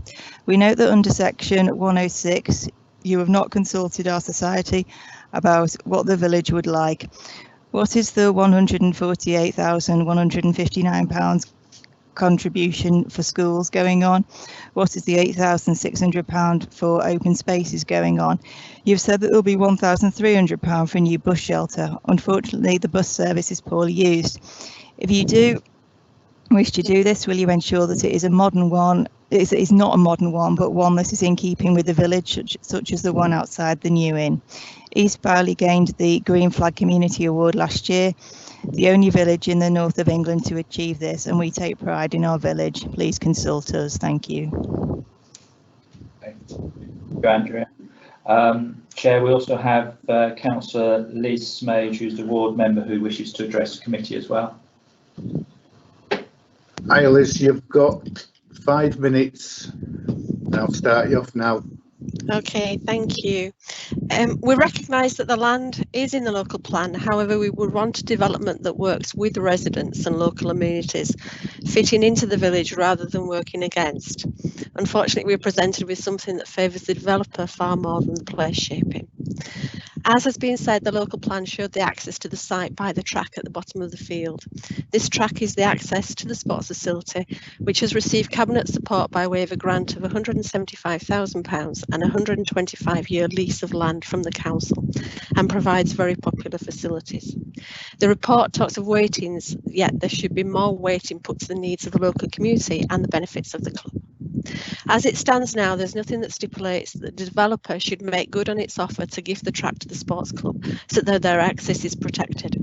The consideration of the track in the report states that any transfer of ownership that has been mentioned by the developer would not be appropriate for a 106 agreement. However, there needs to be far more protection for the future of the sports club than there is currently, and therefore I would ask that measures are put in place by which the developer has to make good on its promise. There also needs to be more investigation into the pinch point piece of land, and this should be done by the developer. The report has no mention of ensuring that the track is kept as a minimum at the 11 metres, as is mentioned, for future expansion of the sports club, and that the width cannot be eroded. Nor is there any mention of asking for the track to be improved by the developer, nor that the access rights of the sports club should be protected. The council are not ensuring that the club is protected. They are not ensuring that there are legal obligations on the developer, nor are they ensuring that there is coordination between the future plans of the sports club and this development. In the statement of community involvement, the applicant did carry out local consultation and then completely ignored all the comments and put in their plans. Therefore, there is no trust that they will carry out what they say.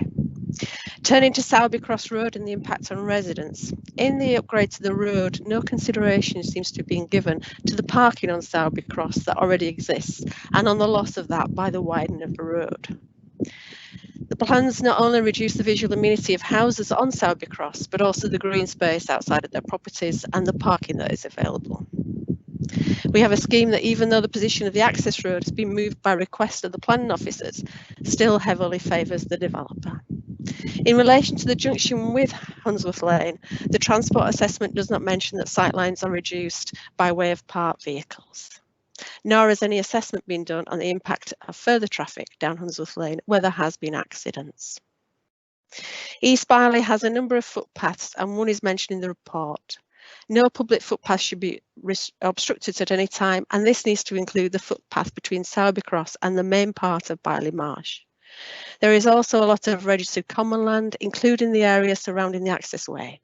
This should be protected so that under no circumstances is common land to be used in any part of the development of access and footpath. Just outside the red line boundary are some of the listed structures in the village. Therefore, these two requests are very important, as at the top of the footpath that I refer are several of the listed structures. They are not within the red line boundary, but very close to it. As I said, we need a scheme that works with the village, not against it. And I would ask that the matter either be rejected or deferred, and the developer requested to work with residents and the sports club far more to try to resolve these issues. I know that there should have been plenty of time for this to happen, and while there has been discussions by the developer, they are only discussions, and there needs to be greater certainty. I refer to my previous comments on trust. There is no trust that the developer will make good on what it says. Binding measures need to be put in place. Getting this wrong will have greater disbenefits than the benefit of houses due to the number of people that could be affected. Thank you, Chair. Thanks, Liz. That's it, Chair. Right, members, it's over to you. Right, can I just come in there? You can. Stephen? Well, you can, this is another half-baked plan by an half-baked setup. I cannot believe that, that these plans are coming forward. And you'll think I'm a right miserable beggar, but I'm not really. I just want what's right for the people that we represent. Apparently, the builders take no notice of all the conditions that the locals want to protect everything and make sure that they get a proper setup. Apparently, it isn't going to happen, not as yet. So I'm not going to go on all afternoon, but I'm going to say this. I would put this down for a deferral for the builder to come round, sit down with officers and come up with some proper conditions on what they're going to do and how they're going to work it so that everybody's happy. They're not unhappy about the houses, they're just unhappy about the conditions of what they're going to do, what they're going to finish up with, and they need to finish up with something that they can put up with and that they want. It's as simple as that. So I just rest my case on that. Thank you, Stephen. No problem, Donald, you're welcome. Councillor Pinnock. Thank you, Chair. Yes, I was going to say that I would propose deferral on the grounds that there is an issue on the track which leads to the sports field. I went and looked at this site on Monday and had a pretty good walk round, and it does seem to me that improving the track would create quite a lot of benefits, not just for the development but also for the village community as well, and added to which the sight lines that can be created at the junction with Hunsworth Lane are far better than the one where the road is intended to come out. Now, whether this means that this replaces the Byerley Marsh and Selby Cross Way junction completely, I don't know. But I think the important thing that should happen as a result of this proposed deferral, is that the developer goes away and makes very serious attempts to sort out the pinch point problem, which and it's not clear exactly what sort of area of land we're talking about, although I assume that it is the narrow strip of land between the track and the end of the housing site, which in effect narrows the track to the sports club, and I think that's important. And that's why I would want it deferred and only brought back once a solution to that has been obtained, because as I say, I think it creates so many benefits for the whole community that why wouldn't we defer it to get that sorted out. There is one small issue about bus stops, which I must mention, and that is that the bus service which does go down Handsworth Lane is pretty poor. And why would you therefore improve the bus shelter for that service rather than the ones at the top of the village, outside where the post office used to be, where there's a bus service 2 an hour in each direction? Yes, that is a good place to put money into improving the bus shelters of a suitable design, of course, but not the ones that are on the green and serving the 259 service that goes down Handsworth Lane. Thank you, Chair. Thanks, Andrew. Donna? Thank you, Chair. Yeah, I was also going to suggest deferral, just so we can get, the club can make sure that it's secure and that it's going to be protected. Also, I think the developer needs to have further consultation with residents and see if we can build some of that trust up, and probably with ward councillors as well. I mean, they're saying that there is no trust. I think he needs to do some work with them as well as planning officers. So yeah, I quite happily back deferral on this and do some more work. Thank you. Thanks, Donna. Will? Thank you, Chair. I think we're all on the same page on this one, because I was going to propose deferral as well. I think we've heard some really fair contributions from everyone, including the members of the public that spoke and Councillor Smage. Despite what Victor has said about the proposed access being acceptable to officers, personally, as an elected member, I'm not comfortable approving a development with an access that wasn't considered by the planning inspector, particularly without the transfer of ownership of the track and the contribution towards it. I'm not comfortable with that at all. So I'll be supporting the deferral, and I think we should ask the owner to ensure that they speak with the sports club and come back with an agreement that's mutually beneficial and enforceable, that everyone can trust. Thanks, Will. I'll go to Moan next and then Matthias. Moan. Yes, Chair. Before I decide to vote either way, either to defer or to approve officer recommended, can I ask the officer, are they confident to go back and negotiate and get some these what Andrew Pennick has said we can achieve those? Thank you. Yeah, Matthias. Thanks, Chair. I'll bring Chris Dowes in a second, if that's okay. I've been listening to that conversation too about this access, the change to the access. Now, I don't necessarily think the change to the access from the local plan is a showstopper, because there's evidence to justify why, but the request to make the connection sounds in principle a good idea, but we just need to make sure we don't set hairs running, as Councillor Sockles just alluded to. So let's just hear from Chris, if that's okay, to see if it's realistic, because we don't want to defer if we can't do something. We will need to be clear about what we can achieve, because I think we have looked at this point. Chris, are you there? Do you want to come in? Yeah, I'm here. Yeah, we're talking about the track to the south, which serves the sports ground. I mean, at pre-application stage, there were some extensive discussions about using that, and I don't think it's actually specified specifically in the local plan, but it does show the site actually does show that as the way that the site should be accessed. But I think that the issue is that when they've come to look at it in detail, that there's some unregistered land, and it means which kind of creates a pinch point to the point where they can't form a suitable access to serve the development. Well, so they could do, but they require this unregistered land. Now that is a legal risk that the developer has decided is not prepared to take. They did work up some schemes, and a suitable scheme could be provided, but it would require unregistered land that's not in the applicant's ownership, and we don't know whose ownership it is in.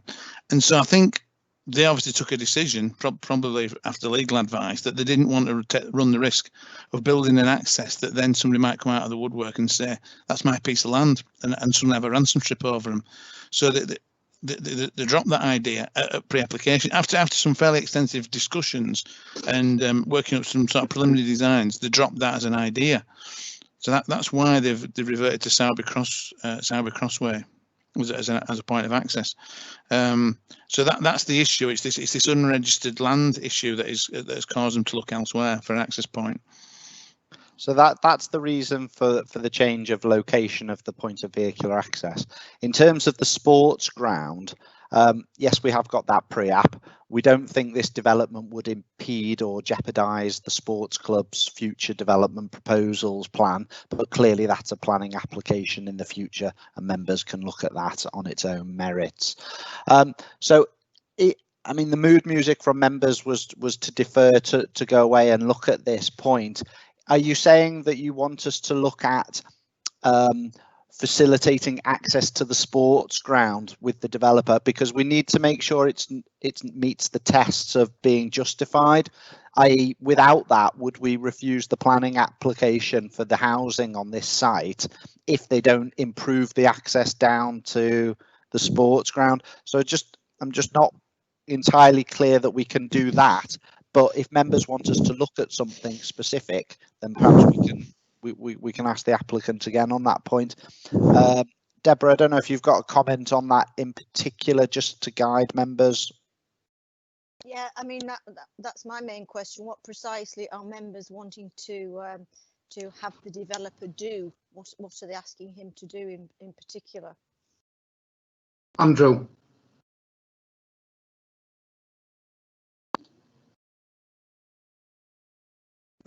Yes, thanks, Chair. I just get the impression that not enough pressure has been put on the developer to see if they can sort out the pinch point issue.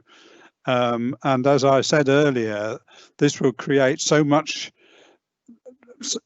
more than having an access where it is currently proposed, both for the development and the sports club and the village in general, that it seems a bit of a win-win situation, and that we ought to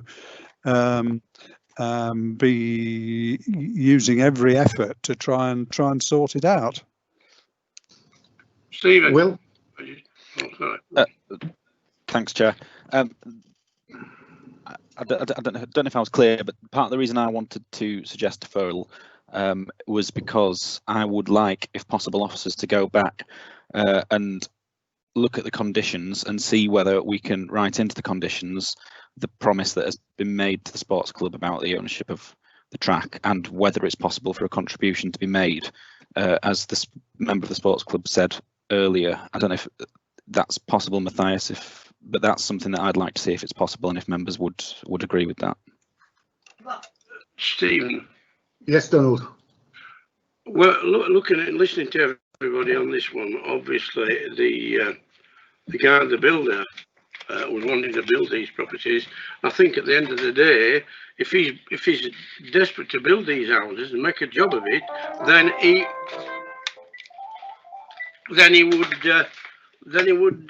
would do something towards sorting it out along with the council for obvious reasons.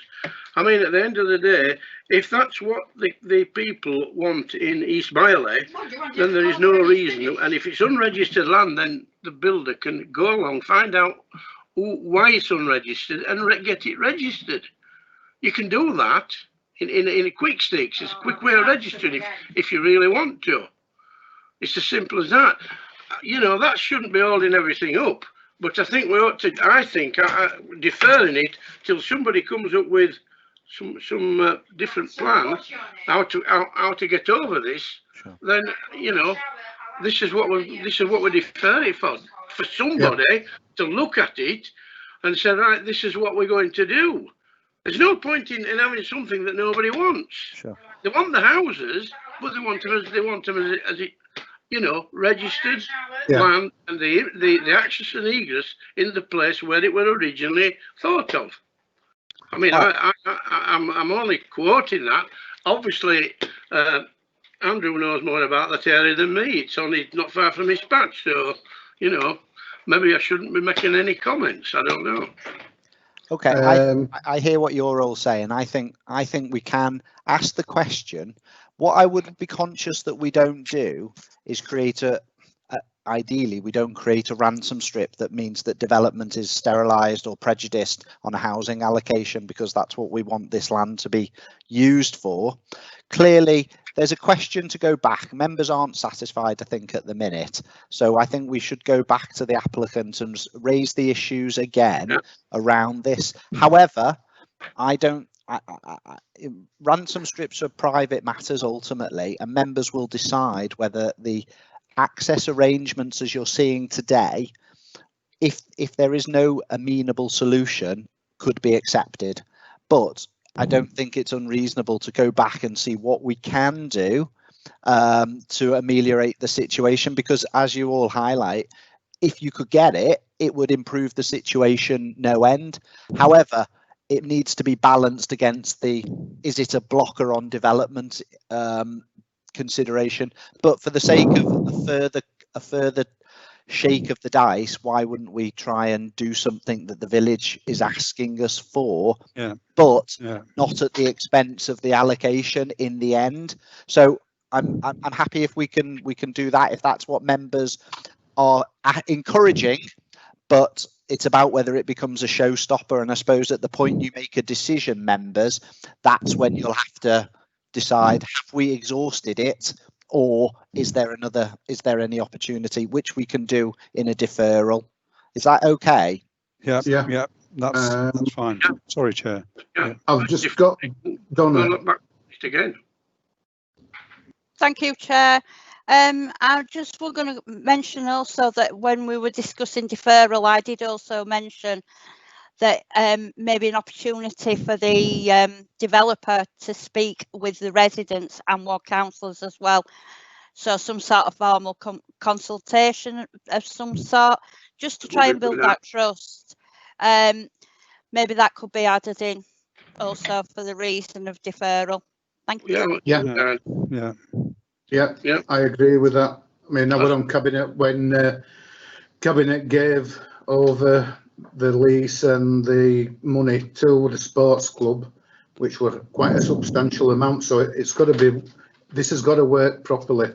So I'm all in favour of Kirklees officers going back to the developer and trying to thrash this out. And like Donna said, they've got to talk to residents. No two ways about it. I'll just make sure that we're okay with doing this. Deborah, have you got anything to add to it? I just want to be clear that for the developer to know what he is being asked to do, and from the tone of the conversation, I think we're asking him rather than requiring him to meet with local representatives to try and get some kind of arrangement that's suitable for everyone. But I want to give it a health warning, because we can't require things which aren't necessary. So, exchanging land, perhaps making up the track, we can't actually require that because it may not be, it may not meet the tests.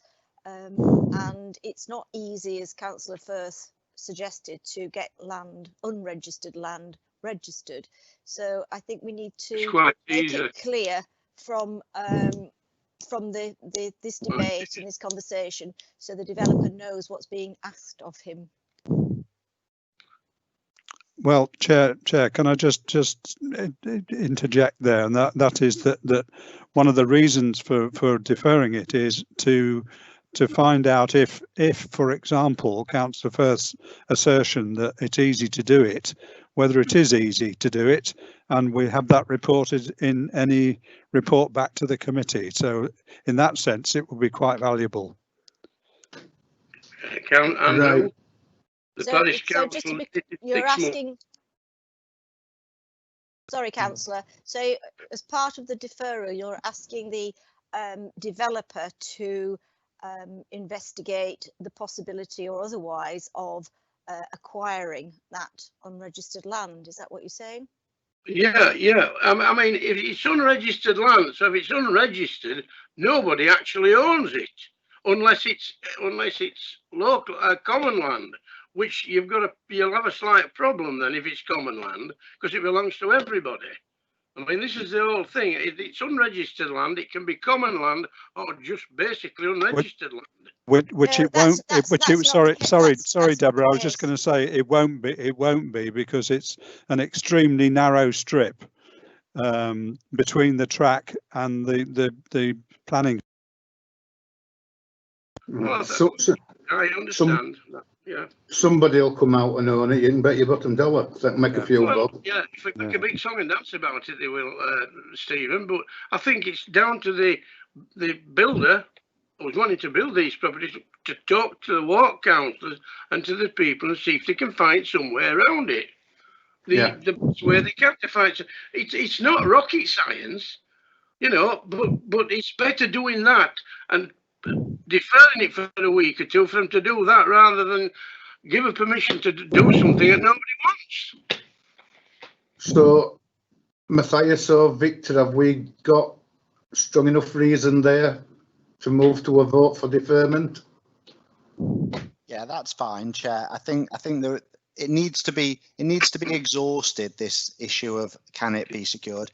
If it can't be secured, then you'll get a report coming back explaining it in further detail what's been done, who's been spoken to, and what the actual situation is, and then you'll have to make a decision at that time.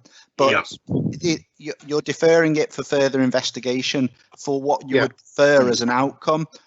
You're not actually saying you're refusing it at this moment, so that's I think it's fine. I think we can do that as best we can, and maybe the applicant will keep looking at it even if he can't do it right now. So look, leave it with us. We know what you're asking. You know the limitations, though, that you may not get what you want, but that doesn't mean we can't have a good go at it for you. So leave that with us, members. I think we're clear. Thank you. Right, and then we'll go to the vote. Yeah, and just to confirm, Matthias, I appreciate that might not be possible. And in lieu of that being possible, also asking what might be possible to support the club. But I appreciate what Deborah said earlier, that we can't compel them to do that, but exploring that also, just to confirm. Thanks, Will. Noted, yeah. Right, move for deferment by Councillor Firth, seconded by Councillor Pinnock. I'll move over to Richard now to ask each individual person. Okay, thank you, Chair. So this is a vote for deferment. So I'll start with Councillor Bellamy. For. Councillor Firth.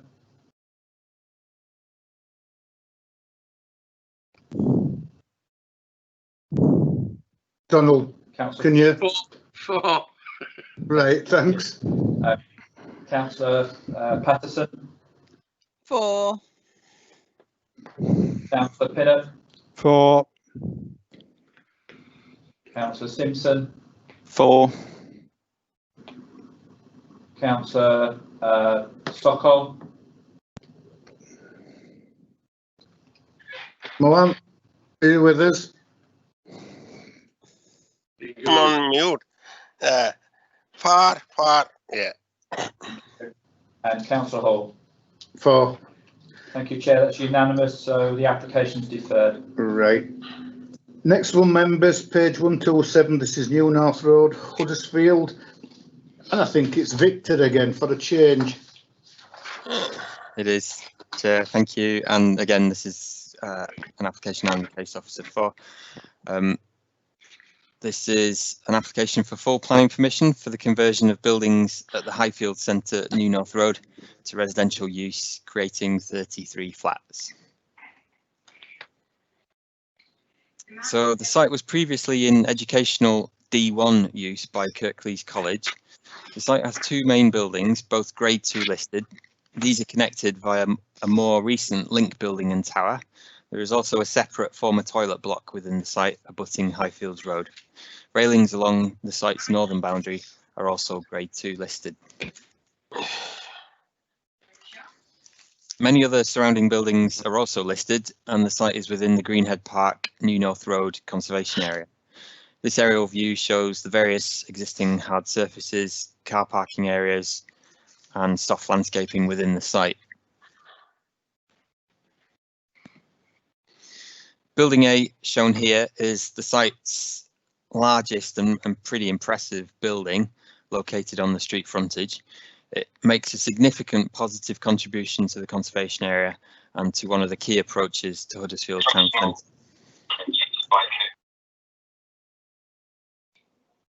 In these 4 images, members will see various views of the rear of the site and areas within the site adjacent to neighbouring buildings.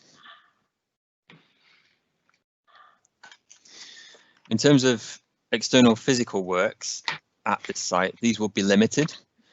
So in these existing and proposed street elevations, members will see that the link building between Building A and 60 New North Road, to the right-hand side of the image, would have its glazed element removed, which is welcomed, and an appropriately designed first floor will be added to create a 2-bedroom house. Behind this, other connecting elements will be removed from the link tower. The former toilet block will be provided with an excavated outdoor amenity space and new fenestration. Excuse me. Other physical works would mostly be internal and are covered by the parallel listed building consent application. This slide shows the proposed elevations of the extended link building and also a section of Building A showing how, indicating how the building would be partitioned. This pretty hectic looking floor plan shows the ground floor of the proposed development and also of the link building, link tower and former toilet block. In total, 11 1-bedroom, 19 2-bedroom and 3 3-bedroom units would be created. The proposed unit sizes, unit size mix, amenities of the proposed units and outdoor amenity spaces are considered acceptable for such a residential conversion scheme. A total of 26 parking spaces are proposed in the site's existing car park and hard surfaced yard. This is considered acceptable for such a residential conversion in a location close to Huddersfield Town Centre, subject to the implementation of a travel plan. No affordable housing is proposed, and it is accepted that the applicant is able to claim vacant building credit, meaning no affordable housing is required of this residential conversion scheme. In addition, during the life of the application, the applicant submitted financial viability information and asserted that the development could not afford the required Section 106 contributions listed at paragraph 10.80 of the committee report. Now, I should remind members that the council has adopted its new viability guidance note, which states that applicants' viability information will be made public. However, this is not to be applied retrospectively to applications submitted prior to the adoption of that guidance note. Agreement on viability matters has not been reached between the applicant and officers. Benchmark land value and sales values have not been agreed, and the council's viability consultant, Ryder Levitt Bucknall, RLB, have advised that profits at the lower end of industry expectations could be made if some of the contributions were made by the applicant. However, several key considerations relevant to viability need to be noted. Low profit levels, such as those anticipated here, present risk to an applicant pursuing a flatted residential conversion scheme at such a constrained site. No alternative reliable benchmark land reliable benchmark land value can be identified.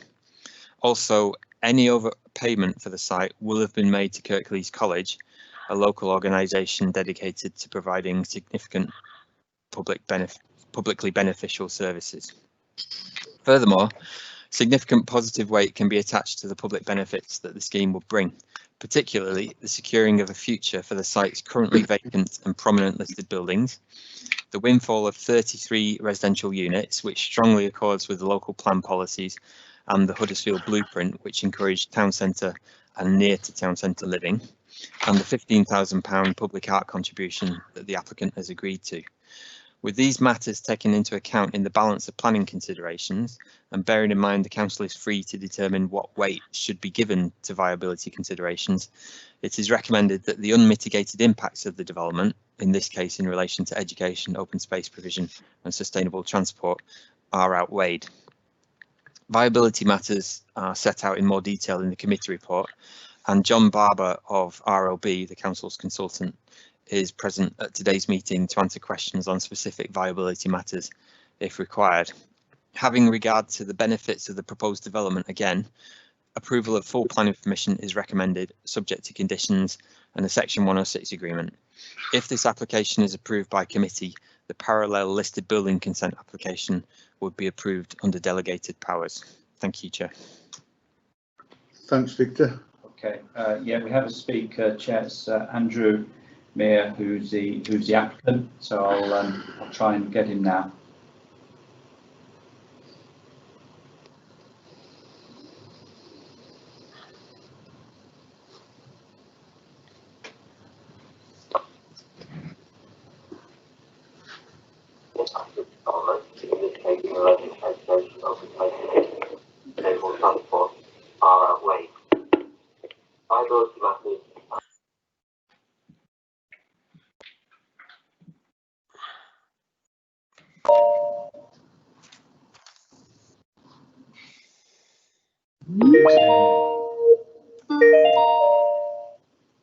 Hello. Hi. Is it Andrew?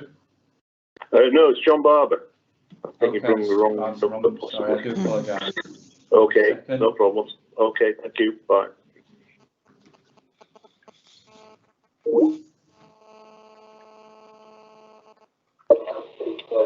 Hi, is that Andrew?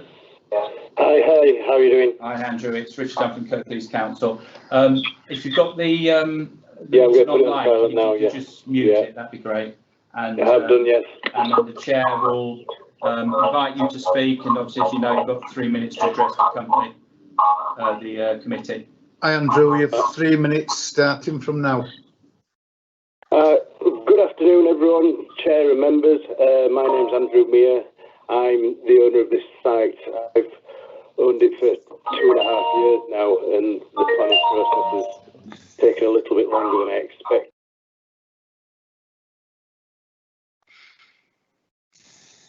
Some good constructive conversations over the last few weeks. Andrew, sorry to interrupt. Sorry to interrupt. I think you need to mute your, if you're watching online, you just need to mute it because we're getting some echo.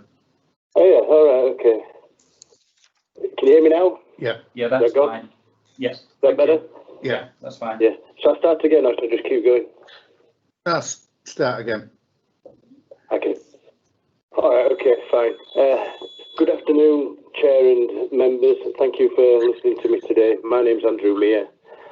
I'm the owner of this site, and I put my name down to talk today because I really wasn't sure what I should be doing or saying, and I think I probably don't need to say too much because after good constructive conversations with Victor over the last few weeks, I think we've come to some good agreements, and I think I'd just like to say that my heart's in the right place on this development.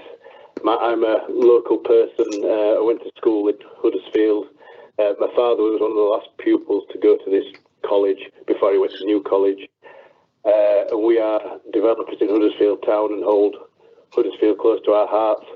And this property will be part of the family's portfolio and will be rented to what I perceive as professionals and mixture of students. That's what we've got, other properties in the area. And I really look forward to getting my teeth into getting this development finished and improved, and then to keep it as long as, well, I can't ever see selling it because it's such a fantastic building. And I thank you all for listening to me today, and I hope you can all see and appreciate and move to pass the plan application. Thank you very much. Bye. Right, thank you, Andrew. Thank you. That's it, Chair. Right, members, it's over to you. So just remember on viability, we've got John available if you want to ask any questions. So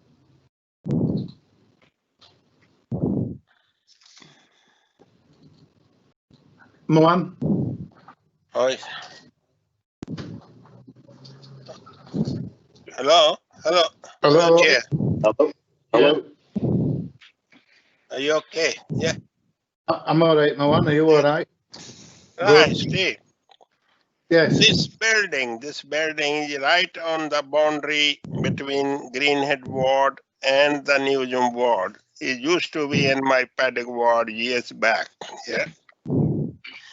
This is one of the beautiful, prominent listed building on busy main road, which is New North Road, and close to town center.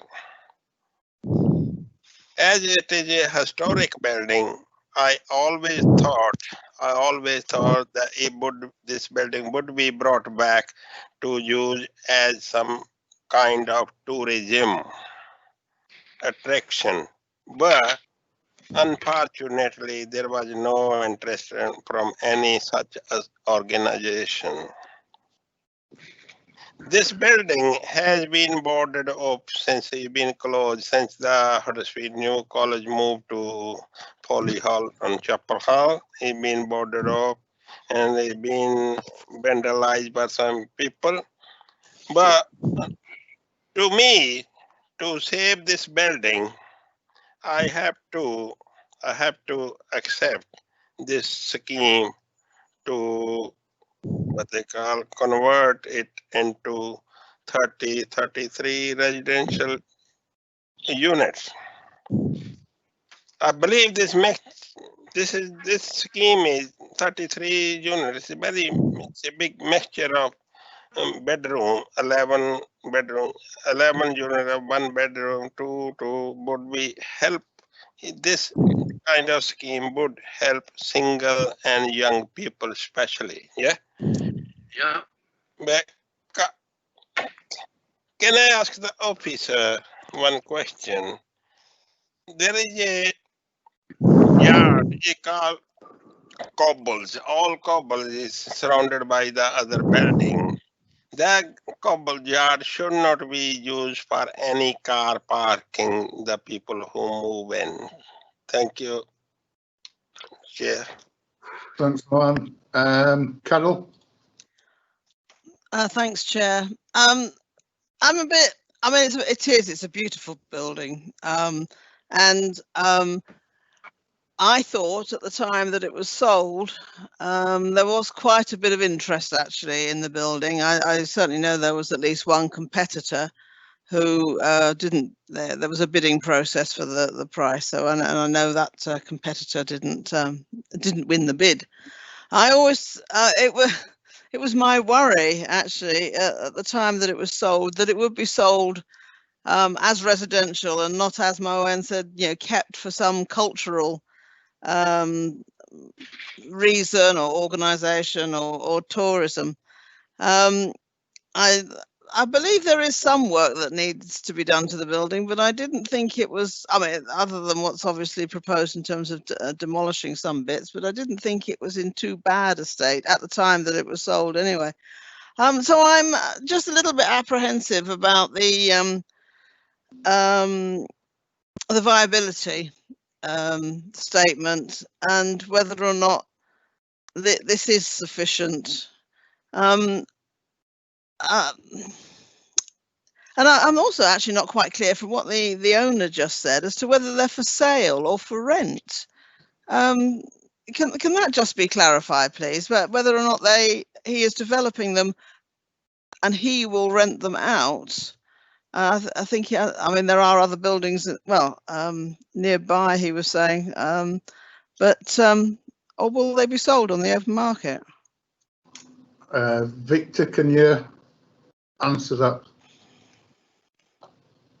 Through you, Chair, the applicant has told us that he intends to retain ownership of the building and rent the apartments out. Right. Thank you, Chair. I'm still undecided about this. Undecided. Well, in terms of the viability and what we're asking in terms of 106, section 106. Will?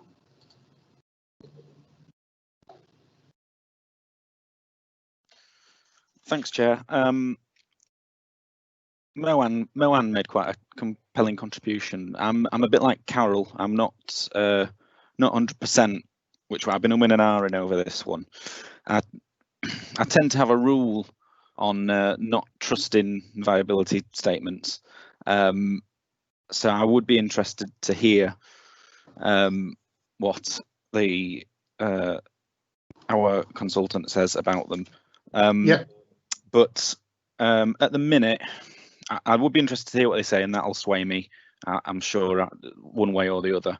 But as things stand, I think, it is a windfall site. It's not a greenfield application, which we all enjoy not having to do every, and it appears from the report that the applicant has been working with officers quite closely, and that we'll be bringing back into use an impressive building that we don't want to be lost. So I'm leaning towards accepting it, but I would be very interested to hear what our colleagues got to say, because I do have a rule about not trusting viability statements. So yeah, I'd appreciate that. Thanks, Chair. John, have you got? Yes, okay.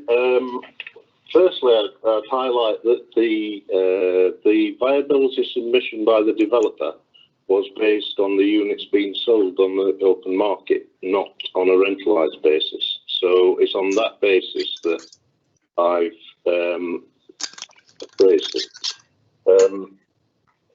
In looking at the submission and carrying out an independent assessment, I thought the values, when I looked at the local evidence and analysed the local evidence, I was coming up with values which were higher than the applicant, and there was some discussion there in terms of, what the relative assumptions were. And on my initial assessment, I worked out, my conclusion was that the education, metro cards and public open space contributions could be met in full and leave a residual profit for the developer of about 16.5%, which, referring to viability definitions in guidance and policy, is within the acceptable range between 15 to 20%. Having said that, it's at the lower end of that range, and we're dealing here with redeveloping or refurbishing listed buildings, and that is often riskier than new builds. So there is a higher degree of risk in redeveloping buildings like this than would be with a new build scheme on a greenfield site. So that's just a point to bear in mind, but that was the conclusion I reached initially. Having reached that conclusion, obviously the applicant made some comments on that, and in the light of those comments, and accepting that, the viability appraisal is not an exact science, and on the basis of, following RICS guidance, that it's beholden on me to try and come to an agreed position wherever possible with all parties concerned. I re-looked at the values again and focused specifically on flats which are being sold in the city centre, looking at land registry data, flats that have been sold in the last 12 months in the city centre. I did a revised analysis and I reduced my original value down some way to reflect that in an attempt to try and reach an agreed position. On my sort of second analysis, looking at the contributions that were asked for of just over 69,000 for education, 16,000 for metro cards and 86,000 public open space, I concluded that some of those obligations could be met and still achieve a profit level within the 15 to 20% range. And in fact, for instance, if you took out the public open space contribution but still made the education metro cards, then that would still deliver a profit which is within the acceptable range normally required by viability.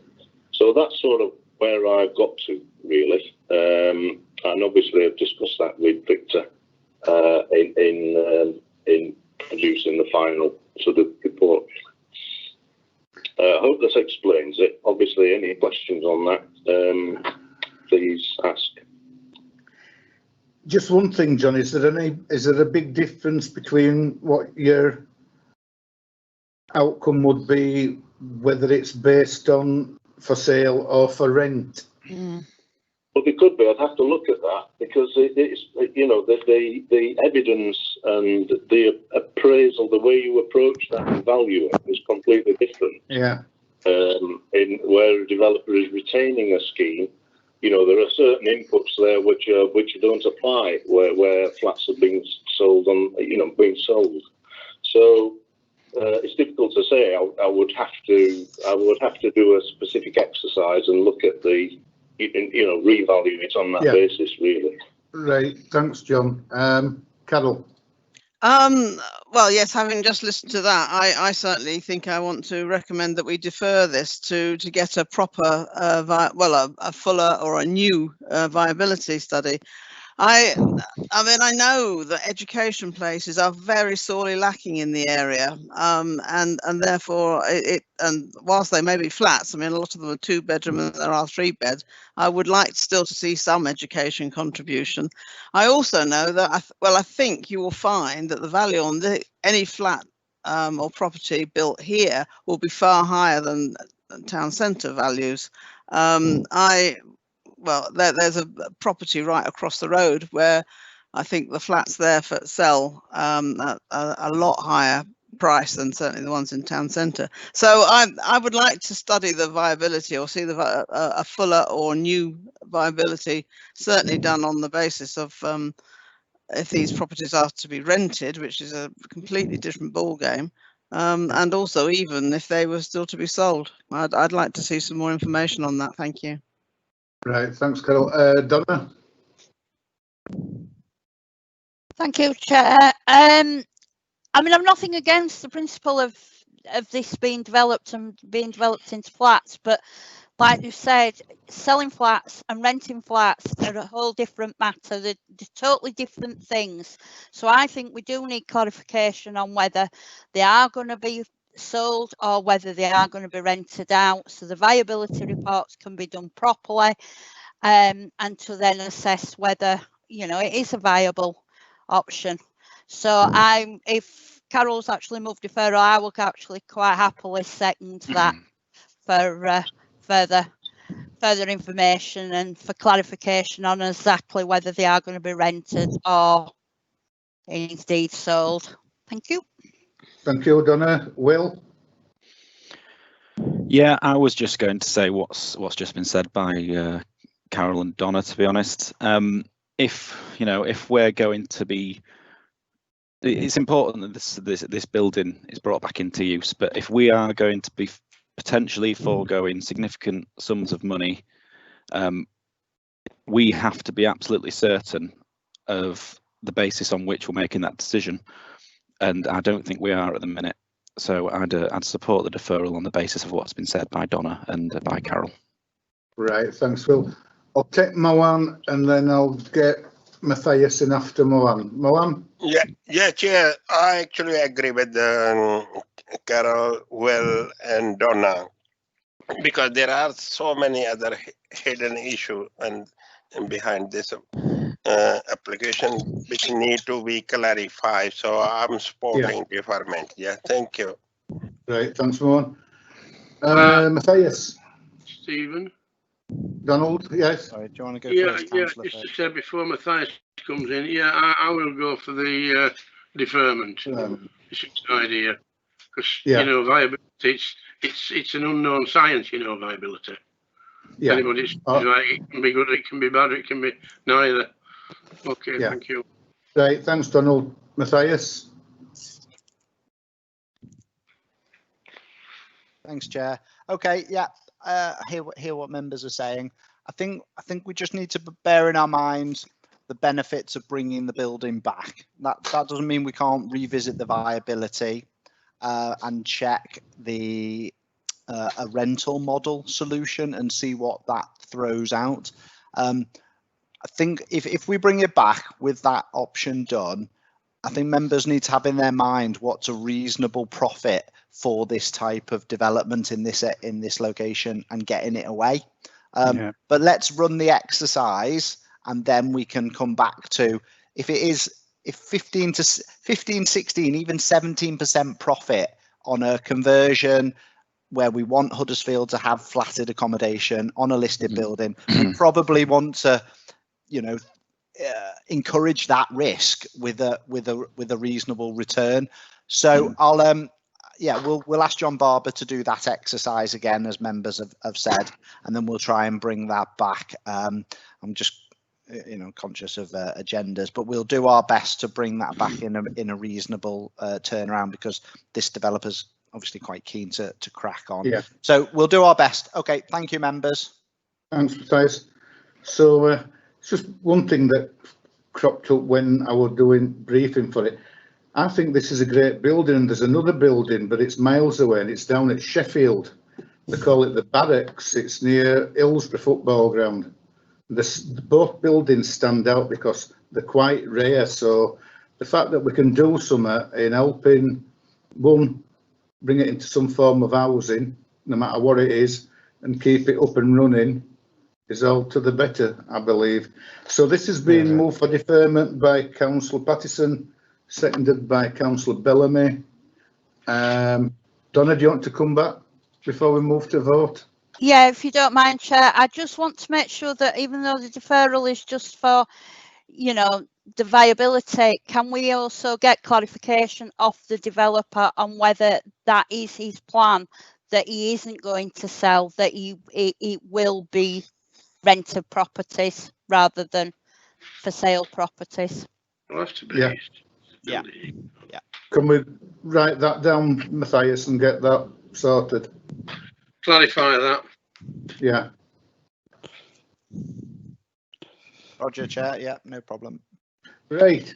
So I'll hand over to Richard, and we'll move to the vote. All right. That's thank you, Chair. So this is a vote for deferment, and we'll start with Councillor Bellamy, please.